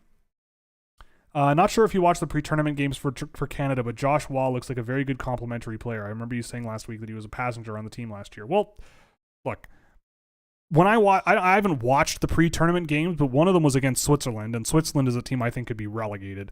I don't know. I watched Josh Waugh. I did see him play a little bit in that Switzerland game, and he scored a goal. I don't know. I still stand by it. I don't see a huge high-end player out of Josh Waugh. I mean, a very good complementary player, maybe. Like, at what level, right? Like, I don't know. Maybe me saying he was a passenger on the team last year is a bit harsh, but I also feel like, he's not moving the needle to the point where I'm going, this guy's going to be a tremendous NHL player. I just don't see it.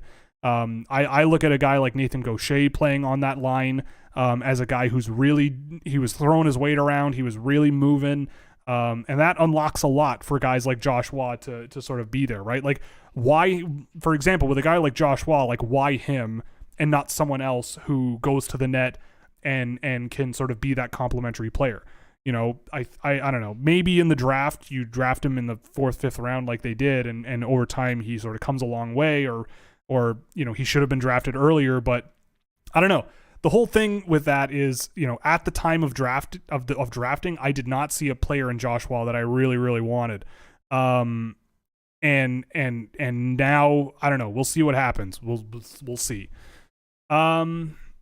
Is Kochetkov legit? It seems like it. Seems like it, but I'm not going to say anything about goaltenders ever. Never gonna be definitive about goaltenders, because one year they can be good and another they can be bad. So who knows? Lost my spot again. That's great. Oh geez. Thoughts on Owen Beck? His scoring is way up, and everyone talks about how he's a top-end two-way center, but it seems like the Steelheads give up 5 or 6 goals every game. Well, that's not his fault. I don't think their goaltending is great from what I've seen in the data with them. Owen Beck has taken a step this year, right? Like, he's a bit quicker. He's a bit more skilled. He's taken on more responsibility. He's just a really, really smart player, and they're building the talent around how smart he is and how effective he is. He kind of strikes me as maybe a little bit of a quicker and more skilled Fraser Minton per se, like a really smart all-around guy that can do a lot of things really well, positions himself really well. He's skilled enough to gain transitions. He's quick enough to gain them as well. My whole thing with him has always been, well, the NHL is the NHL. Like, what's his job going to be in the NHL? And I could see him being a bottom 6 guy. Do you think Bedard will become a winger in the NHL? How would you play him on the wing? I would. I don't know. We'll see.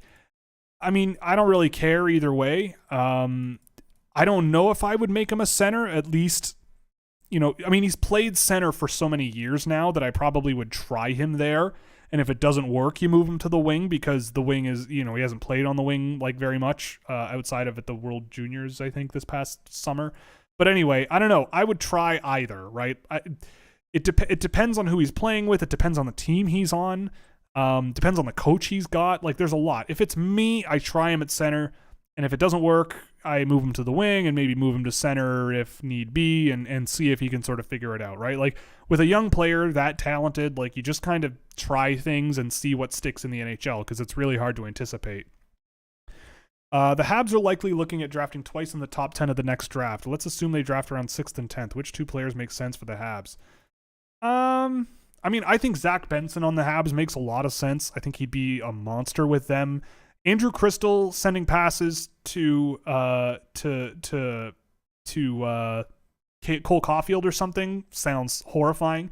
If you can get a Leo Carlson, like, if you come away with Carlson Benson, I think you're laughing, but I don't know if that'll be possible. I wonder if Montreal would. I don't know. I doubt they draft like a Sandin Pellikka. But I mean, Benson is the one that I think sticks out the most to me. If it's 10th overall, if a guy, I don't know, it depends on what you're looking for, right? Like there's a lot of guys that could be good options. It's a good question because it's also very early in the year. Other than guys like Carlson and ASP, are there other Swedish guys that have caught your eye and kind of flying under the radar? Yeah, I mean, I like Felix Nielsen with Rogla. He's good. Tom Willander as well, I think, is a guy who's flying under the radar. He's not Swedish, but Alex Siernik has been good in the pro level this season when I've seen him. He, again, not Swedish, but Oscar Fisker-Molgaard with HV71 has been very good in the games I've seen. What else do we have here? Who else is in here? Yeah, but I guess that's about it. I like the potential of Anton Wahlberg, but he's a long ways away, but I like his potential. Is Arttu Karki any good? I don't really think so. I just took another look at him the other day to make sure I didn't want to rank him, and I don't know. I don't really think there's an NHL player there, but you know, maybe like he's got a bit of shiftiness to him. He's got a decent shot, but I came into the season really liking him, and the more I've watched him, the more I think he's just kind of fine. You know, but we'll see. I would love to see him in Liga, but he hasn't played there, I don't think. Bordelot and Eklund are doing pretty good in the AHL. The Sharks are doing pretty bad in the NHL. What are the Sharks doing? I don't know. I don't work there. I couldn't tell you. What are your thoughts or projection on Maxim Sturbach? I like Sturbach. I mean, I think he's a pretty solid, if not uninspiring defenseman. Like, he's got some skill. He's got a bit of deception in his game. He's solid defensively. You know, I could see him eating minutes, but he doesn't excite me. You know, he's fine. He's producing decently well in the USHL, pretty well, actually. Well, decently well. I don't know. I think there's other defensemen that I think I just value more than him that will probably, like him and Jakub Dvorak. I think I take Dvorak over him, and I feel like I'll get Dvorak after he gets after Sturbach gets drafted. But Sturbach is fine. I think there's a nice set of building blocks to work around and move forward with. Why did Danielson drop? I'm trying to remember.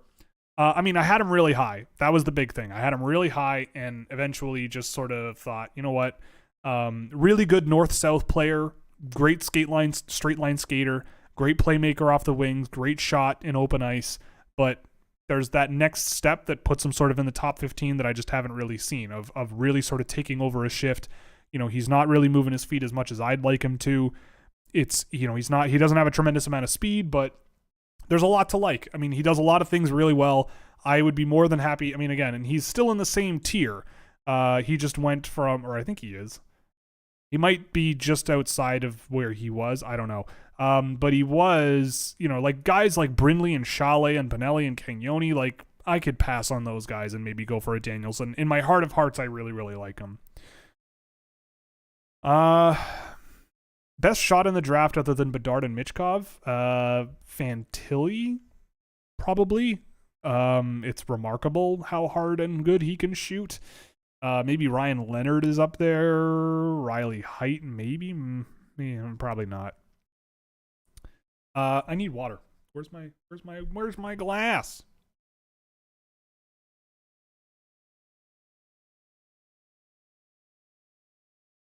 All right. Let's continue. Is Bjarnason in a tier below goalies like Hrabal and Augustine? Yeah, but I mean, I don't know much about goaltending. I have Hrabal up high because he gives me the vibes that Jesper Wallstedt gave me, but in the USHL. So I'm like, all right, I'll still take that. And he's 6'6", and size kind of does matter in net. Trey Augustine just has insane save percentages from dangerous areas, so I'm just going, okay, there might be something there. I don't know. I watch him and I'm going, okay, he stops the puck, and he stops the puck good from places where he might not stop the puck good. So I'll take that risk. But maybe not in the first round, even though I have him ranked there. But like second round, sure, why not? If you get a goalie that could save your job. Bjarnason, the data just isn't as good. But I don't know. I don't know enough about goalies to be definitive on that. Thoughts on Philip Blaise? I don't know. I don't know who that is, unless it's a joke. If it's a joke, you're banned. Oh no. Okay, so he's real. I have not looked, but I will check him out. Thoughts on Molnar and his move to Erie? Well, he's running from the long arm of the Slovakian law, am I right? Yeah, but I watched the first game he played with Erie, and he was bad. He wasn't bad in certain moments, but he was bad. I haven't watched him since, but I am excited to watch him with Erie. I'll start, probably the next game I track of him will be with Erie. We'll see what happens, but he had some really bad moments in the game I watched, but he also had some really good ones. I'm excited to see what he can do. Thoughts on Amadeus Lombardi? I like Lombardi. He's a fun guy. He's a good straight line skater. He's got some good skill, very creative in the offensive zone. I don't know. He's already going to be an AHLer next year, but I like him. I think he's perfectly fine. He's a really good OHL guy this year. Again, fast north skating direction guy.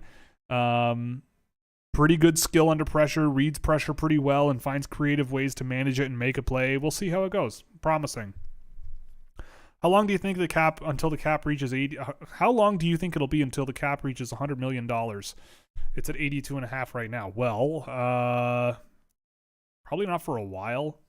That's a $17-ish million increase.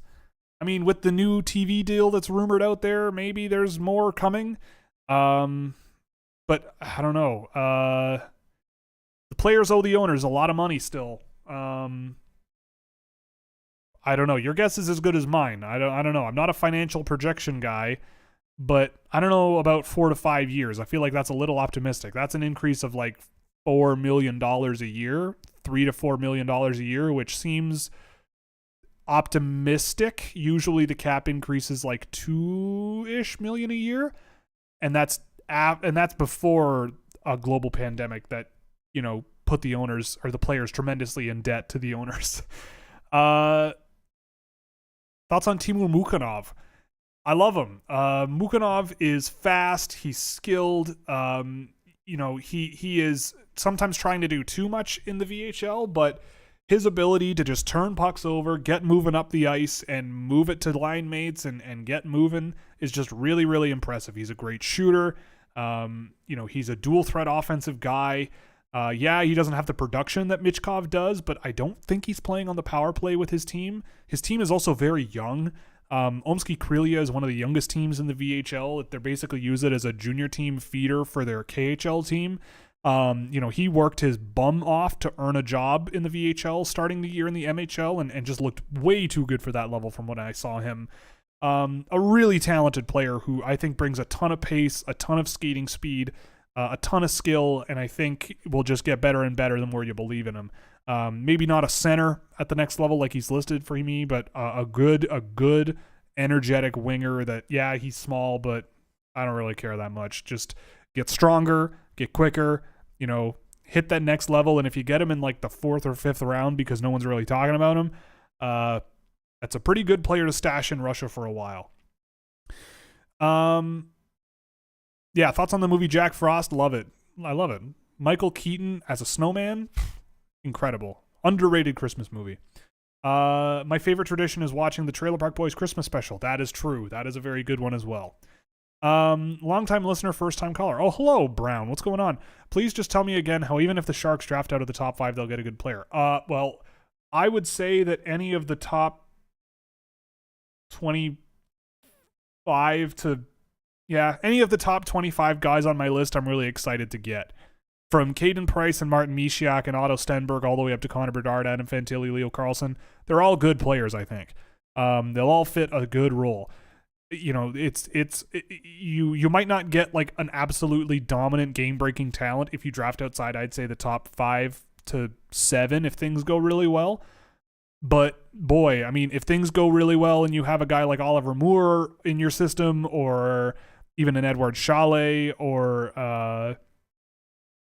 Gavin Brindley, there might be something there. Luca Cagnoni, those are all good options. But if the Sharks, are drafting really high, I mean, my back half of the top 10 looks quite different from the average.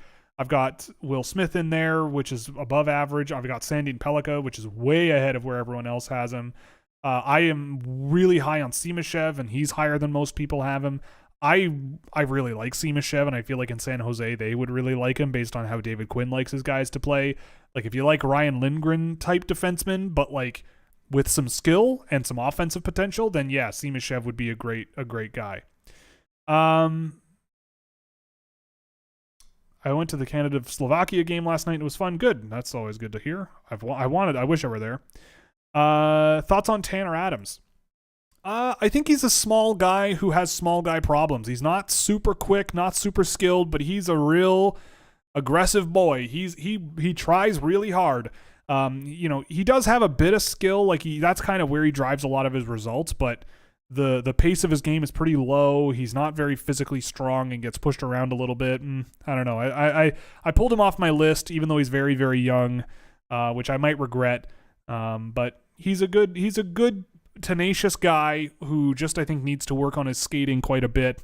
And to make it work that small, you got to really be able to move. And I just don't think he's there yet. Where do you have Cam Allen now? Where do you expect him to be drafted? I mean, I expect him to go in the first round. I mean, it's hard to convince people that the player that everybody said was the best player in the draft or the best defenseman in the draft is actually like a second round prospect. He might not even be there for me. He's in my third round. And again, it's similar to Michkov. I'm putting him where I think he belongs, and I'm going to let the rest of the year prove me wrong, right? Like, here's my expectations. If I am wrong, move him up. But he's a player who I have sat back and watched and gone, wow, that was not an ideal defensive play. That was another not ideal defensive play. But when he moves up the ice in a straight line and attacks guys with skill, you can see it, and he shoots pretty good. But I don't know. I just see a lot more refined defensemen ahead of him. Maybe I have him too low. I probably do. But for me, when I watch him for the rest of the year, it's going to be, look, if I'm wrong, then I'll shoot him up my board 100%. But a lot of the guys ahead of him, I just would take over him. And when I try to convince myself that I'm wrong, it kind of freaks me out. But then I go, yeah, but the feelings I had while watching him, I'm going, I just don't really see it with him. Thoughts on Hugo Leon and Joel Svensson? I like Leon a little bit. He's fast and again, tenacious. He's aggressive. I've got a game of him to track, actually. I've been procrastinating it for a while. Svensson is kind of a guy to me. Like, I did a game of him and watched a bit of him. I kind of like him. He's decent, but I just feel like, again, I set my bar really high, right? Like, as an evaluator, over time, you sort of start to set your bar really high. Both of these guys, I think, suit good roles where they're at. I think they could be good SHL players, maybe, especially Leon. But Svensson, I think, has, there's just nothing about him that I would really put my name behind as like, this is why I'm drafting him. Like, this is it. And I just don't know. Do you think Michkov being loaned to the worst KHL team is good or bad for his development and draft stock? Well, as long as he plays minutes, that's all I care about. I just want him to see him play minutes. And it's a young team. The Sochi team in the KHL just takes the scraps from everybody else's youth programs and goes, you want to play in the KHL? Because you can. And it doesn't work in terms of winning, but they do have some fun guys on their team that are young and they don't win, but, he'll play a lot of minutes, I would think, and we'll see how it goes. How good is the Czech under-20 league? Not great. Adam Dybal, the goalie, seems to be dominant. Yes. The Czech under-20 league is really questionable. Some teams are extraordinarily good relative to the others. I always have a hard time with it, but it's not the worst place to play hockey at all. It's a decent one. We'll see how it goes. I do have Dybal on a list to check out, but again, I'm not a huge goalie guy. Are Swedes typically more physical than Finns? Well, it depends. I mean, the Finns will play you hard, right? Like they give out maximum effort. But there are some Swedes that really sort of throw their weight around. Bonsoir, Jeremy. Happy to see you liking Oliver Moore a bit more. Yeah, for sure. I was wondering, what do you see in Jaden Perron that can compensate for his lack of size? Insane amounts of pace, insane amounts of work rate off the puck. Really, really good skill that he applies in ways that can create gaps between himself and opponents. He stops up at the blue line and can stop and start really quickly and find outlets and routes and stuff. I really like Jaden Perron, and if his skating can continue to improve and he just becomes that high-end, high-paced guy, I think he's going to be just fine. The lack of size, if he was more like William If he was more like William Whitelaw, sort of skating himself into trouble a lot, taking on way too much risk and just not really having the problem-solving ability to solve it and really sort of playing an individualistic, I'm going to do what I want style game, I'd be a little more concerned. But Perron's ability to thread passes around traffic and all that stuff is something I really, really like out of what I really like out of watching him. Whose skating is the most painful to watch? Oof. I don't like answering that question. I'm going to... all around... just in general... and I mean, I don't know. I these guys are all better skaters than me, so I have to be very careful about how I put it. I'm not, I don't know. Daniil Boot comes to mind. He's very clunky, but when he gets moving with his crossovers and ability to drive speed with his crossovers is very good, but skating from a standing start is clunky and weird, and I don't like watching it. But I like Daniil Boot. He's a fun player, and I think in like 5 years he could be a heck of a power skill winger. I also think Michkov being unable to play in the World Junior and similar events isn't helping his draft stock. That is true. That is true. Love or hate aggressive goalie poke checks. I love them. They're insane. So I like it. I like unhinged behavior, and so there. Could you please upload the live streams to Spotify? Yeah, they should be up on Spotify. I think they are. If not, I'll look into it, but I upload them through Anchor, which is run by Spotify. So they should be there. I think I even upload them in video format too, if that's what you want to, but I'm pretty sure they do. I'll look into it, but I'll get that organized. If you only focus on 5-on-5, would someone who gets all their points on the power play like Mike Hoffman be on the do not draft list? Well, no, not do not draft, but they're going to be lower on the list, right? Like, because 5-on-5 is the dominant situation where you play in a hockey game, right? Most of the time you're playing 5-on-5 minutes, or at least even strength. So if I have a guy who his best trait is standing in a face-off circle and clapping bombs all night, is that a first-round talent, for example? Well, no. Second round? Sure, maybe. But there's other guys that I would take a chance on to perform that role, or to perform a role that is more important at 5-on-5, and worry about the guy, especially guys who can drive results at 5-on-5, and then you put them on the power play as the guy clapping bombs from the face-off circle. Like, why focus on one high in the draft when you could maybe find a guy who does both? That's mostly where I'm coming from with that. What should I be looking out for in Sandin Pellikka? I've heard his name a lot and haven't got a chance to see him yet. Sublime levels of skill, really great footwork, especially in the offensive zone, a really good ability to make reads and execute on his passes. He's one of the strongest passers I've tracked this year, just in terms of using his skill to pull pucks around guys and fire pucks into the waiting arms of his teammates. A pretty decent shot from the point, but the big thing is how he plays with the puck on his stick and how he moves his feet and how he combines that with his hands to just drive a lot of offensive results. He needs to bring that defensively a little more. His defensive game is very passive and relies a lot on stick checks, especially on defensive entries, and he can get eaten alive a little bit. But again, he's playing in the SHL as a defenseman. That's not easy to do. But I think a lot of it comes down to how he plays with the puck on his stick and the skill and deception and consistency with which he's moving the puck around the ice. That's really impressive.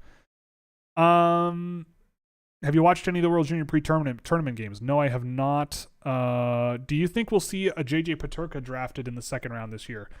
Yeah, I mean, there's always really energetic, good players that go later than they should. Martin Misiak is probably the closest thing that just jumps off the page to me as JJ Peterka, I would say. Why are the Predators so mediocre? Because they have mediocre players. I don't know. A lot of the depth of that team, from what I've seen, is just very mediocre. They used to have one of the strongest group of defensemen in the entire league. Now they do not.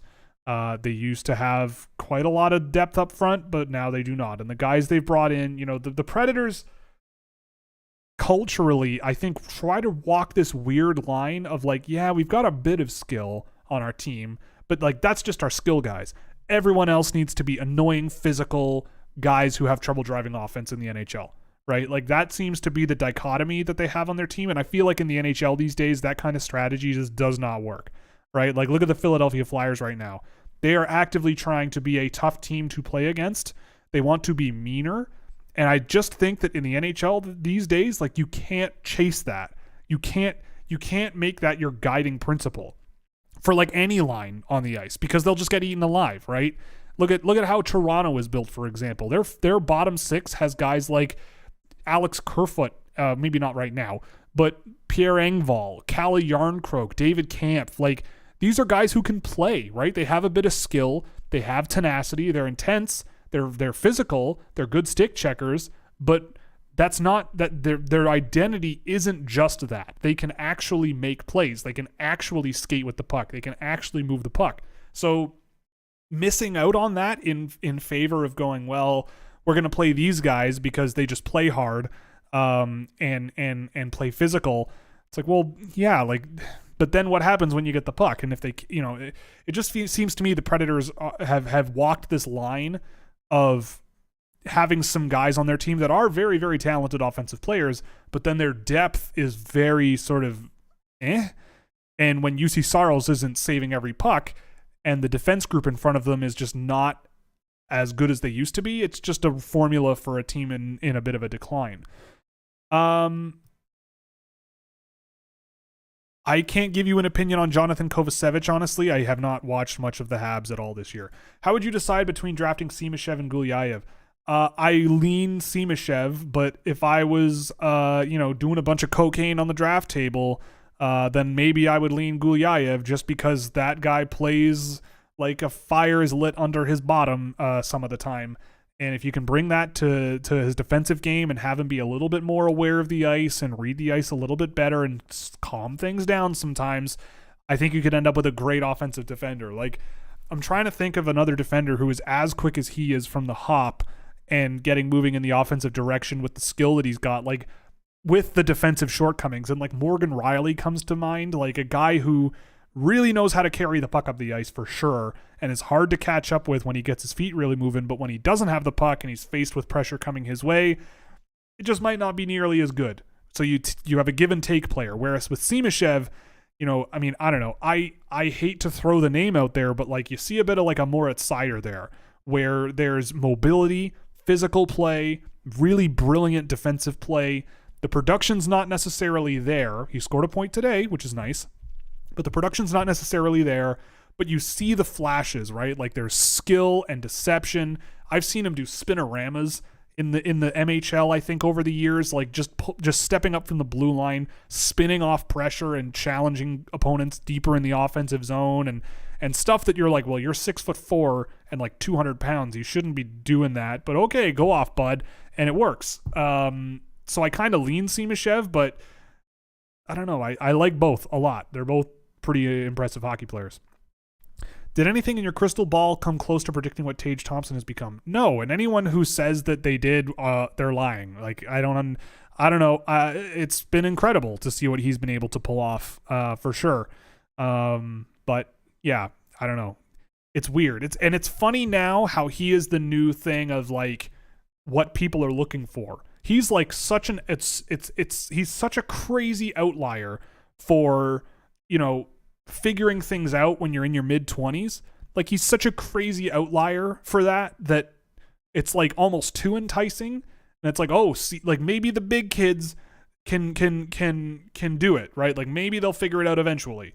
But I mean, I remember Tage Thompson when he was draft eligible, barely, but I do remember, and I thought his hands were great for a guy his size. Like, that's what I came away with, was like, the hands are great.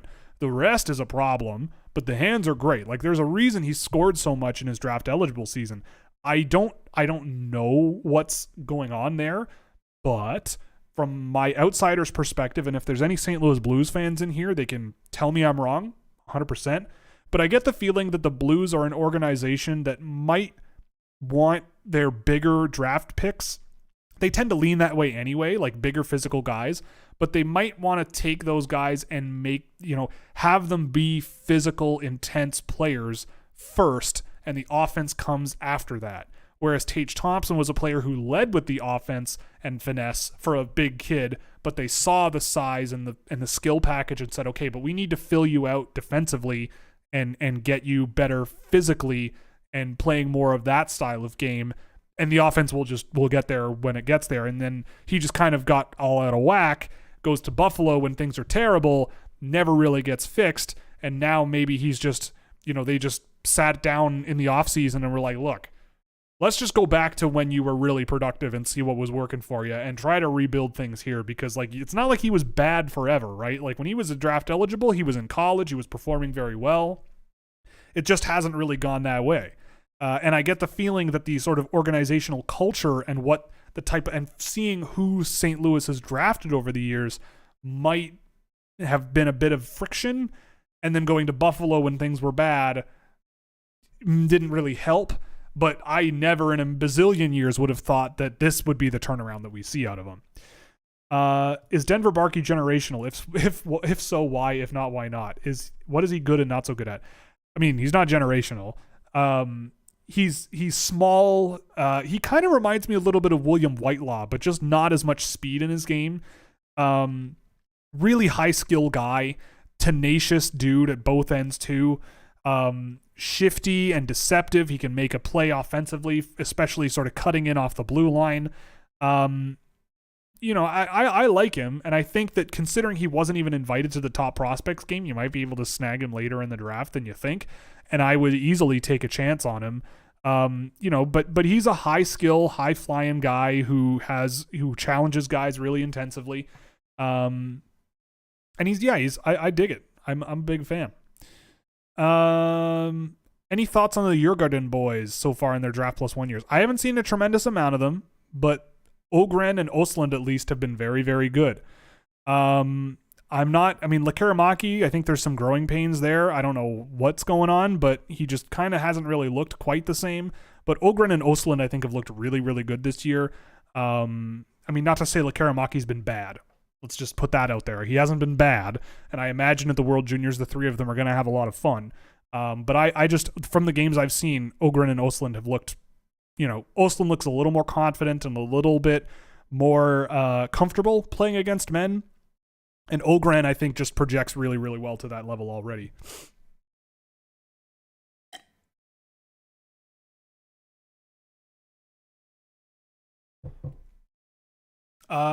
Hey, will I finally be able to catch a stream and tell you that I love you for loving Carly Rae Jepsen? What's your fave song by her? Okay, well, let's not get too carried away. I'm not like a super fan of Carly Rae Jepsen. I'm not super familiar with her catalog. However, the music that I have heard of her, I can't name you. I don't know. The music I've heard of Carly Rae Jepsen always strikes the right chord, to steal a bad pun. Thoughts on Sage Weinstein and I forget the guy's first name, Dej, D-E-J. I've only seen Weinstein very briefly, and I don't have him ranked. I think he's a fine physical defender, but I will take a look at him before too long. I have a game of him that I've had literally since October that I haven't looked at, so I'll do that and check out more tape, because I can't give you a good read on Weinstein. What three players from this year's draft would you pick to play in a 3v3 league? Crystal, Bedard, Gulyayev. That's it. I've heard criticism of Bedard's playmaking as basic against stronger levels of competition. Is this a valid criticism, or is that people looking to poke holes in his game? I don't know. I mean, again, it depends on what you mean by basic, right? Like, basic can be good. Why does it need to be complicated, right?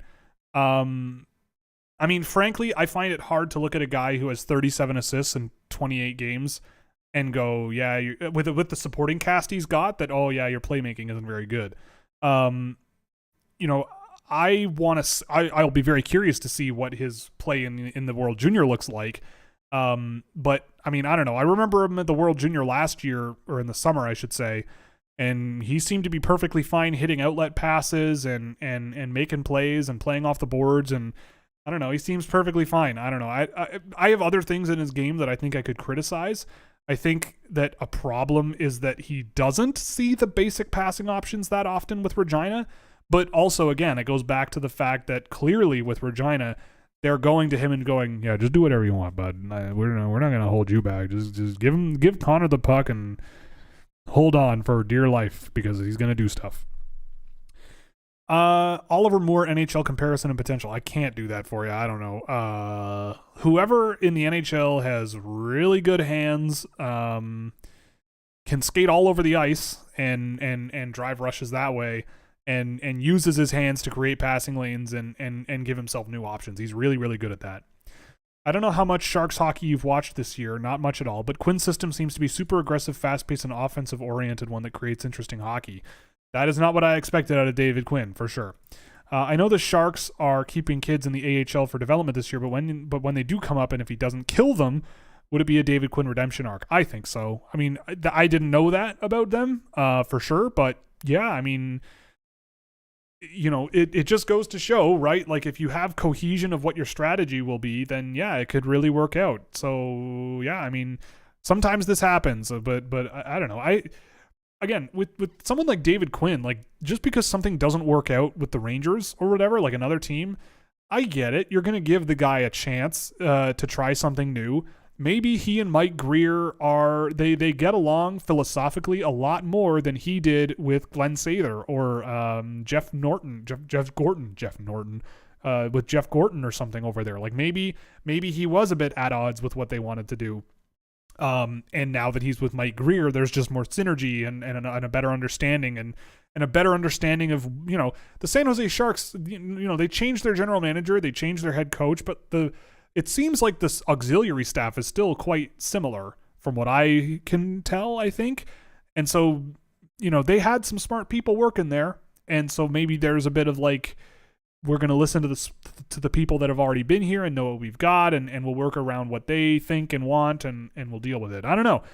But I love when people do well. If a coach falters in one place and goes somewhere new and everyone's like, oh my God, this is going to be a disaster, and it turns out to be really good, I love when that happens. That's great.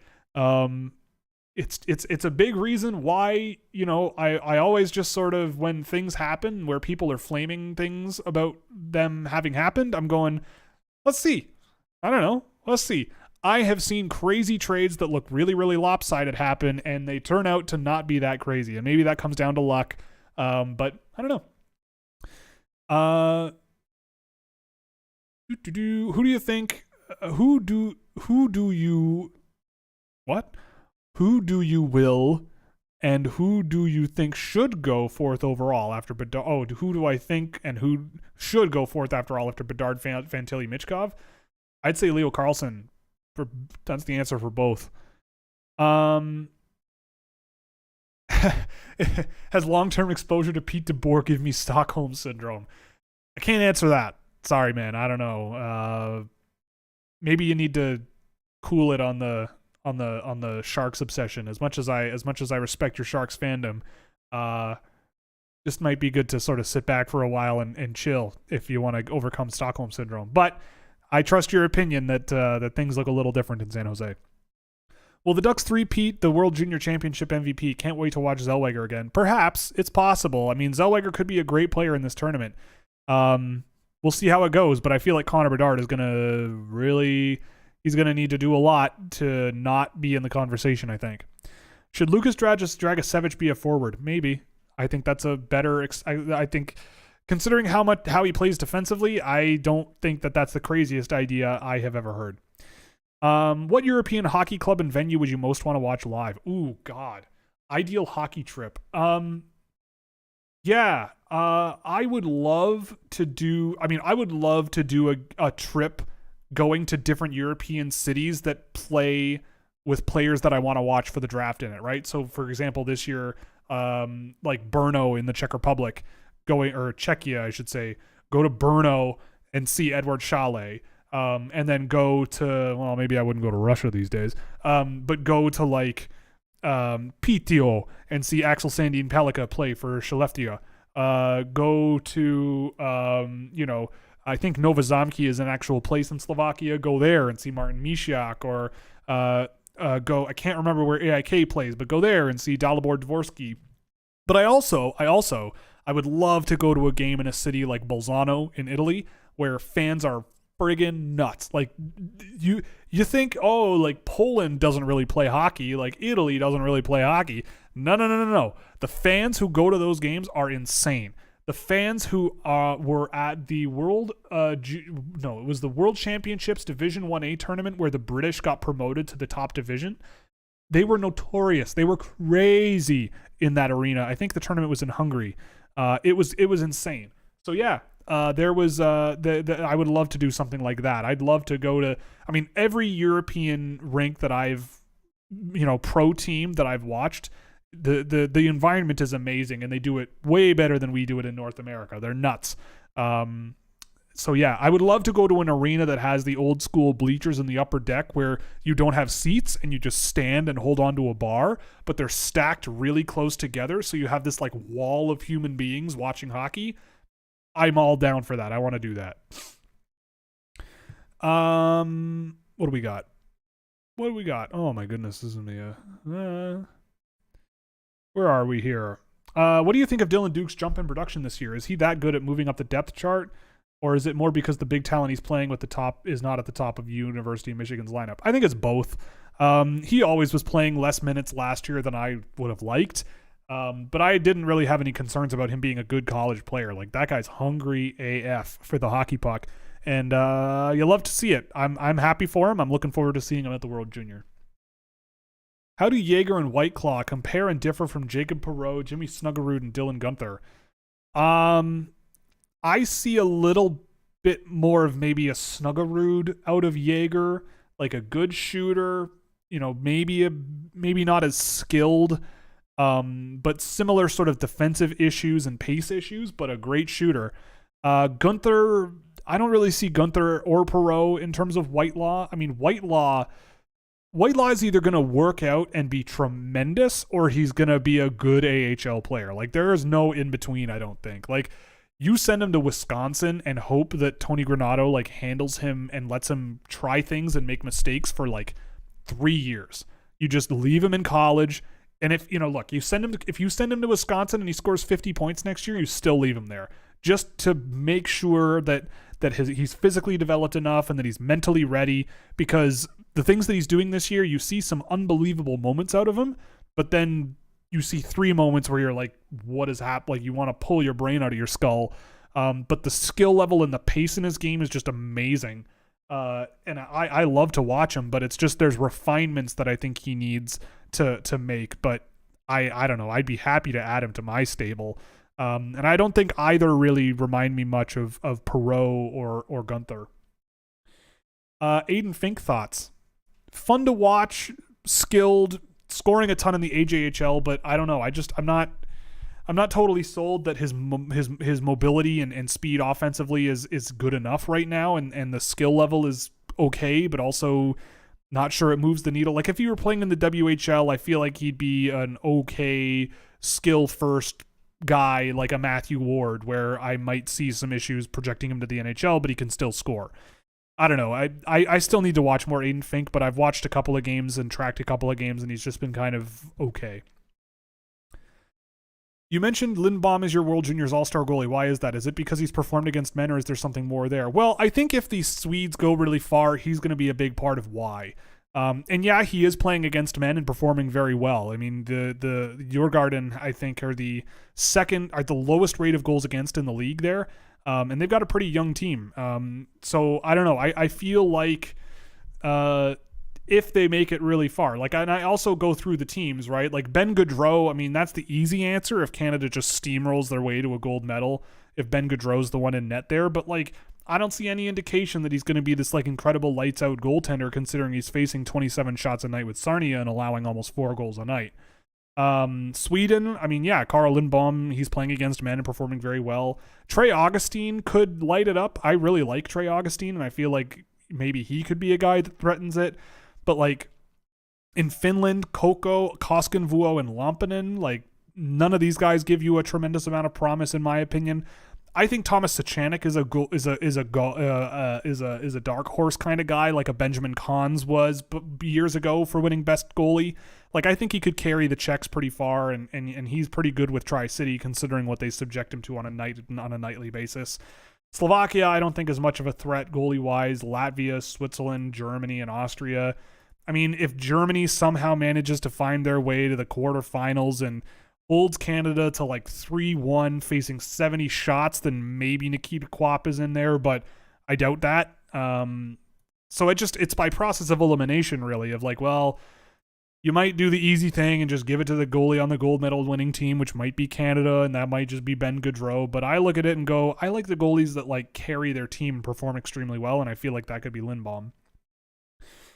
Where would the top 3 2023 prospects rank in the last 3 drafts? Bedard and Fantilli first overall in each. Yes, I would say Bedard and Fantilli first overall in each. How high would Carlson, Michkov, and Benson go in 2021 and 22?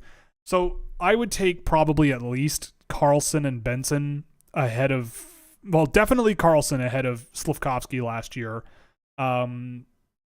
Maybe over, I would take him over Owen Power, but maybe not over Matty Beniers, who was my number 1 that year in 2021. In 2020, it was Lafreniere. Yeah, I probably would take Carlson over Lafreniere, but it'd be close. Yeah.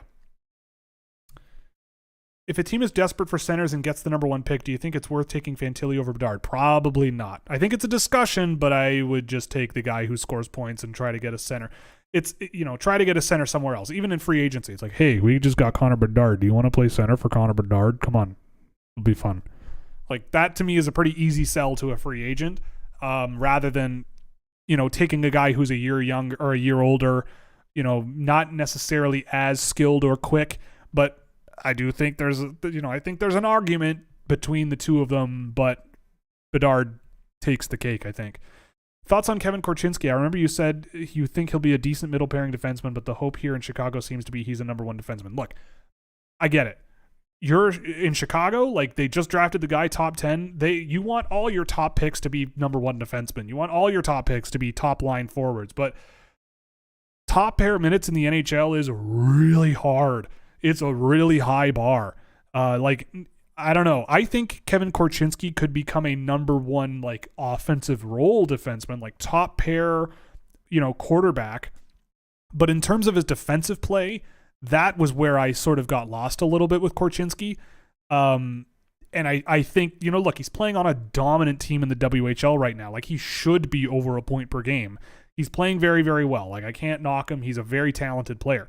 And I mean, I think he'll be a good guy to have on your team, right? Like, I think in terms of offensive tools, yeah, I think he could be right up there with some of the best players on your team and play top pair minutes perhaps.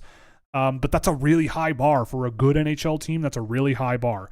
I think he could get there, especially with the skating and skill level that he's got, especially skating up the ice as an offensive guy. But defensemen also need to play defense, and I feel like that's been that's going to be the challenge for him. That it's not impossible, but I say this all the time.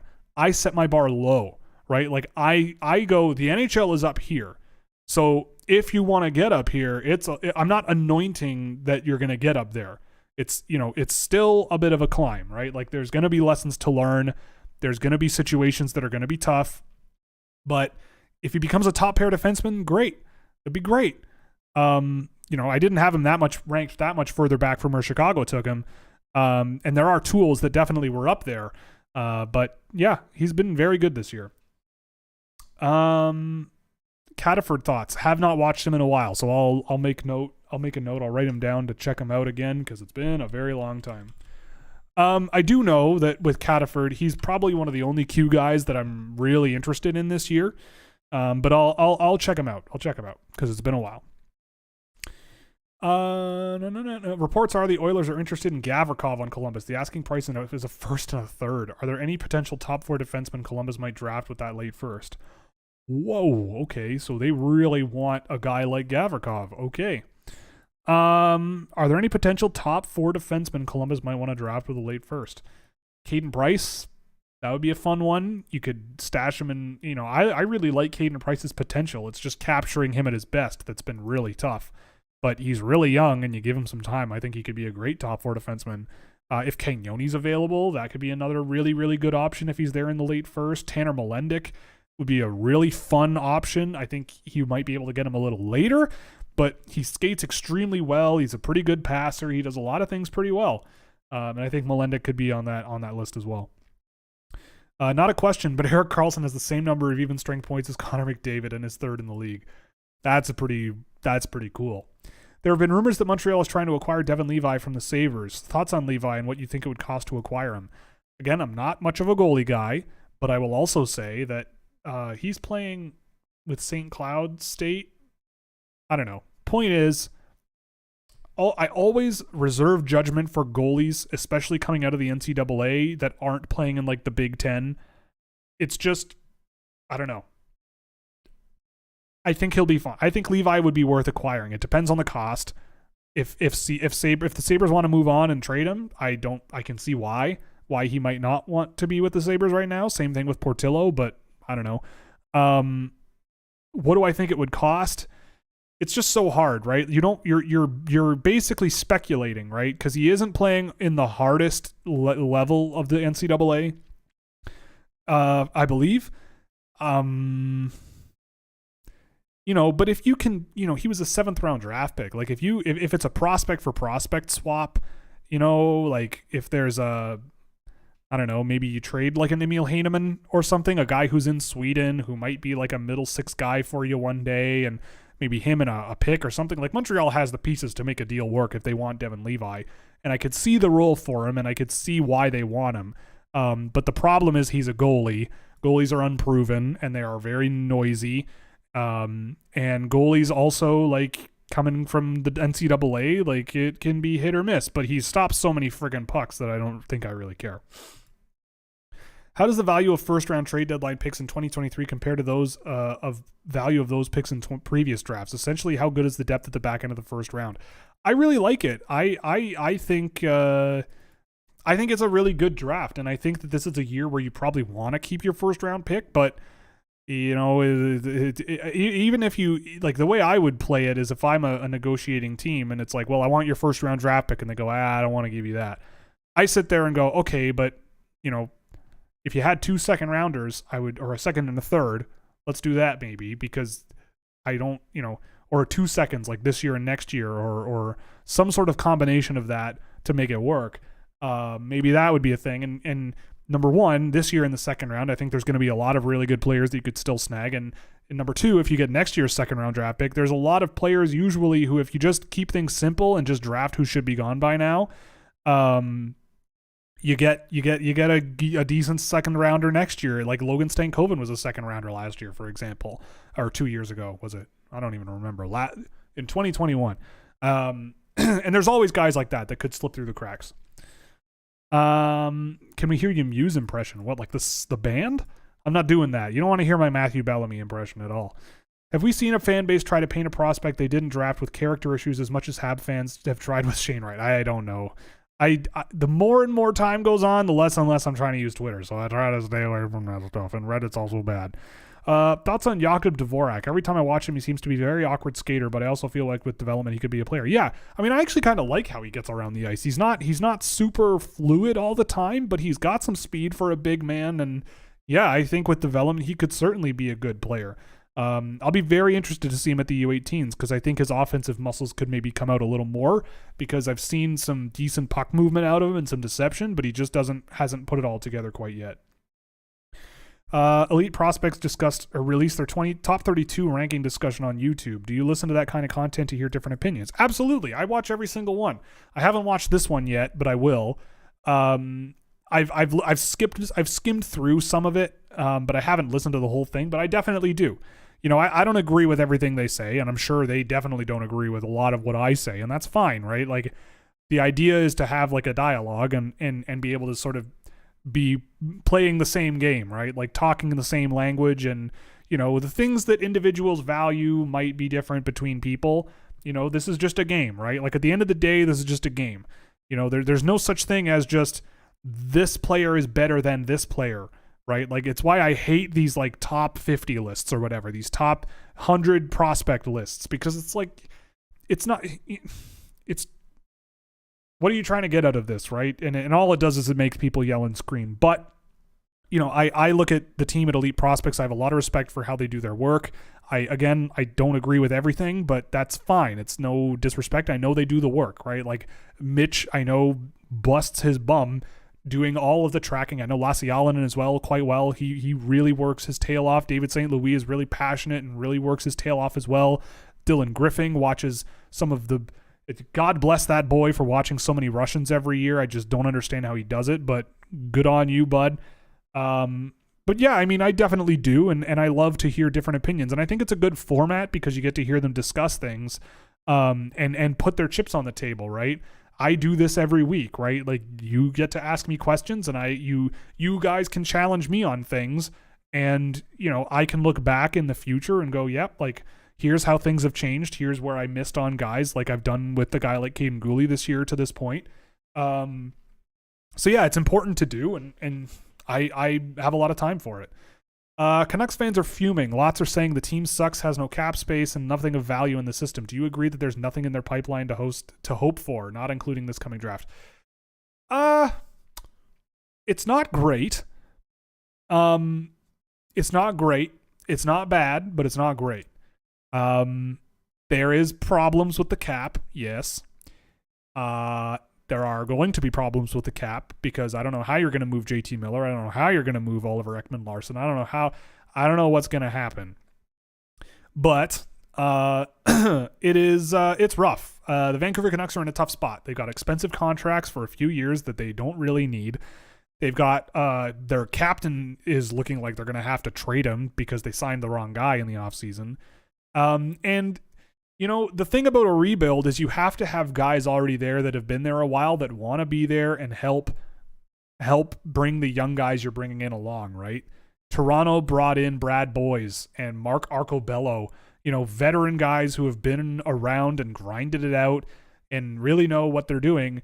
But from what I've heard and from what I've seen out of a guy who's paid a lot of money to play on that team, like JT Miller, that doesn't really seem like the role that's meant for him. And they're trading a guy like Bo Horvat, who just plays a way where you want to emulate him, right? You want to play physical when you watch him play hockey. So I don't know. It's gonna be a careful thing for them to navigate. But yeah, it's gonna be a careful thing for them to navigate. But we'll see what happens. How is pace different from speed? Is pace just an application of speed? That's a very good question. It is different. I mean, I see it as, you can be the fastest guy in the world, but if your hands suck, and especially if your hands are good when you're slow, but when you go fast, they're very bad. That to me is the effect of a pace thing, right? Like, can you make plays moving really quickly? Can you make scans and read the ice when you're going really quickly? What are you able to do when you're pushing guys on their heels? Are you skating directly into them? Are you shifting your body weight to sort of fake them out one side or the other? Are you trying to challenge them laterally or get their feet moving in weird ways that maybe gives you a bit of a break? All of that comes down to playing with a lot of pace. How about off ice or off the puck? Yeah, you got to be speedy. That's one thing. But are you agile? Can you turn quickly? Can you adapt to changes in play really, really quickly? How quickly are you on the fork? How quick are you on the forecheck, right? Like, do you are you really chasing guys down? Do you follow up on pressure? Or do you do all these things? Like, that to me is all sort of the idea of pace. It's an all-around application of feet and hands and brain sort of intertwined together. Who would you say is the smartest player of the draft class? I'll break it down into offensively and defensively. Like, to me, smart is just guys who you don't really have to worry about a whole lot. I would put Simashev there for defense, like a defensive player. I would put Simashev. Offensively, I want to say Perron, maybe Smith. Edward Chalet makes the most out of what he's got. And I come away looking at Chalet going, okay, he's got the right idea a lot of the time. It just doesn't work out every time. He just doesn't have the feet to make it work, but he does have the brain, so maybe Chalet as well. Is Riley Height and Ridley Gregg similar? No, I don't think so. They're pretty different. I think they're similarly skilled, maybe, but Ridley Gregg is just a wrecking ball, and just attacking guys all over the place. And Riley Height does pretty much the opposite, I think. Hey, Will, do you think Lambert's going to shine this year as Finland's second line center? He hasn't played at all at center with the Moose, and that has me a little worried about the role change. I think he'll just be fine. He's going back to play against junior competition for the first time in a long time. I think he's going to play just fine, and they're going to play him a lot for Finland. At least I hope they do. The problem with the Predators is they never tank like New Jersey. or the Avalanche or Arizona. Yes, that is true. They don't do that. And they never draft high. That's true. They don't do that, but they're at the point. They're at a turning point. I think they're at a turning point where it's gonna get a little rough. And look, if the Nashville Predators want help rebuilding their team and drafting for the future, I'm happy to help because I love Bridgestone Arena. I love the city. I've never been, but I'm going next year to the draft, and I cannot wait. I love the mustard jerseys. The French's mustard jerseys is just so much fun. So I've got a lot of hope for the Predators. I've had a soft spot for them for a while. But yeah, we'll see. Any Germans you like this year? No. Not really. Dragicevic is just Eric Gustafsson 2.0, and you can't convince me otherwise. That is a good thought. That is an interesting thought, and I have not thought about it that way. I could see that, yes. A guy who maybe goes to the NHL and scores 40 points, but everyone wonders why he's not being paid $6 million a year. I could see that, yes. How skilled is Honzik? Are there hints at upside beyond middle six? I think so. Pace issues despite the IQ? Yeah, I do think that's a bit of an issue, but his hands for a big guy are great. And I think that the pace can be dealt with when you train him for the next few years. Like, sometimes big guys just need more time to get more comfortable on their feet, right? Like Owen Pickering was 5'7" when he was drafted, and then he went on to become 6'4" in about 3 years. So it was a little strange seeing him Bambi-legged out there. There's another guy this year who's exactly like that. He's huge and skates really, really well, and he looks like he weighs about 120 pounds because he was 120 pounds like 2 years ago, and I can't remember who it was. Hoyt Stanley. Hoyt Stanley is a big kid. I think he's bigger than what he's listed at. He looks like he's like 6'3", 6'4", but he looks like he's about 180 pounds. He plays like he's 5'9", though, and I love it. I really, really like Hoyt Stanley, and I have a lot of time for him. But yeah, you asked about Honzik. I do think that there are hints of a lot of upside there. I could see him being drafted way higher than I have him ranked, and I would totally understand why. As a Hawks fan, that one season is always fun to remember, but there has never been a player who has frustrated me more than Eric Gustafsson. Yes, he has. That's true.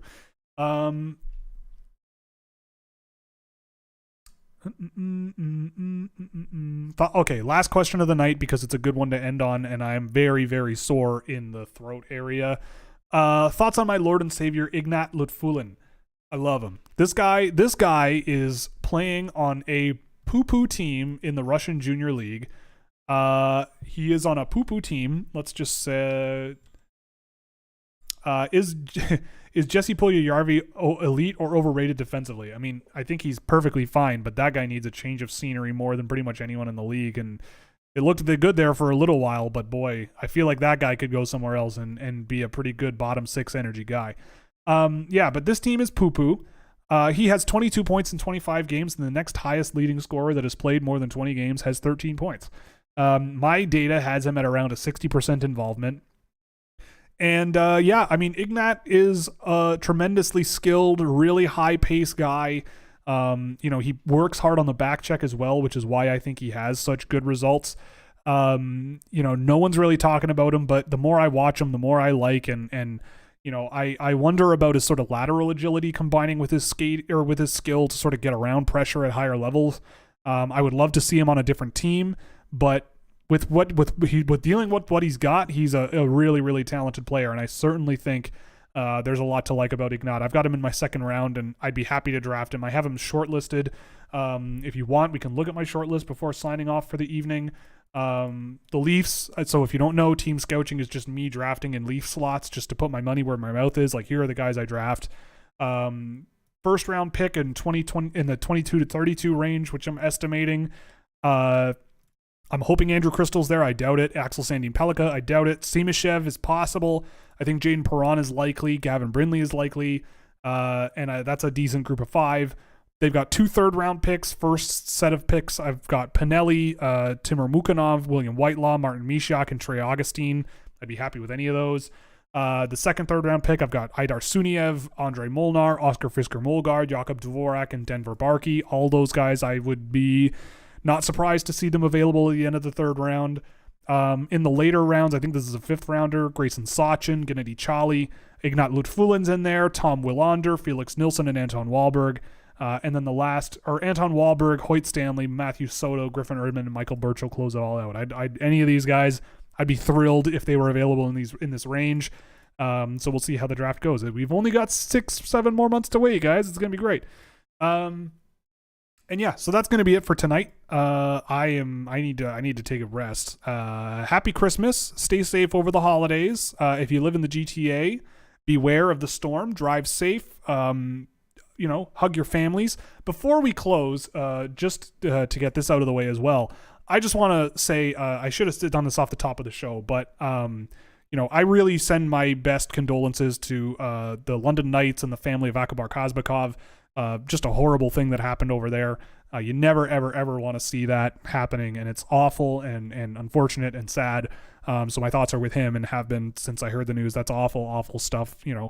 18 years old is way too young. I remember being 18 and, I wasn't an elite level hockey player, but I've struggled with my own sort of mental issues, and health issues over the years, off and on, and dealing with loss and dealing with what goes on in my own head, especially at that age. It can be a lot. And, so if anyone is, feeling not so great, there are ways out of that are beneficial for you and everyone around you. I think we live in a world that is very intense and intense in a way that I think is very damaging to a lot of people, especially young people. I consider myself extraordinarily fortunate to have grown up in an era where social media came along when I was 16 and wasn't really developed fully into sort of a corporate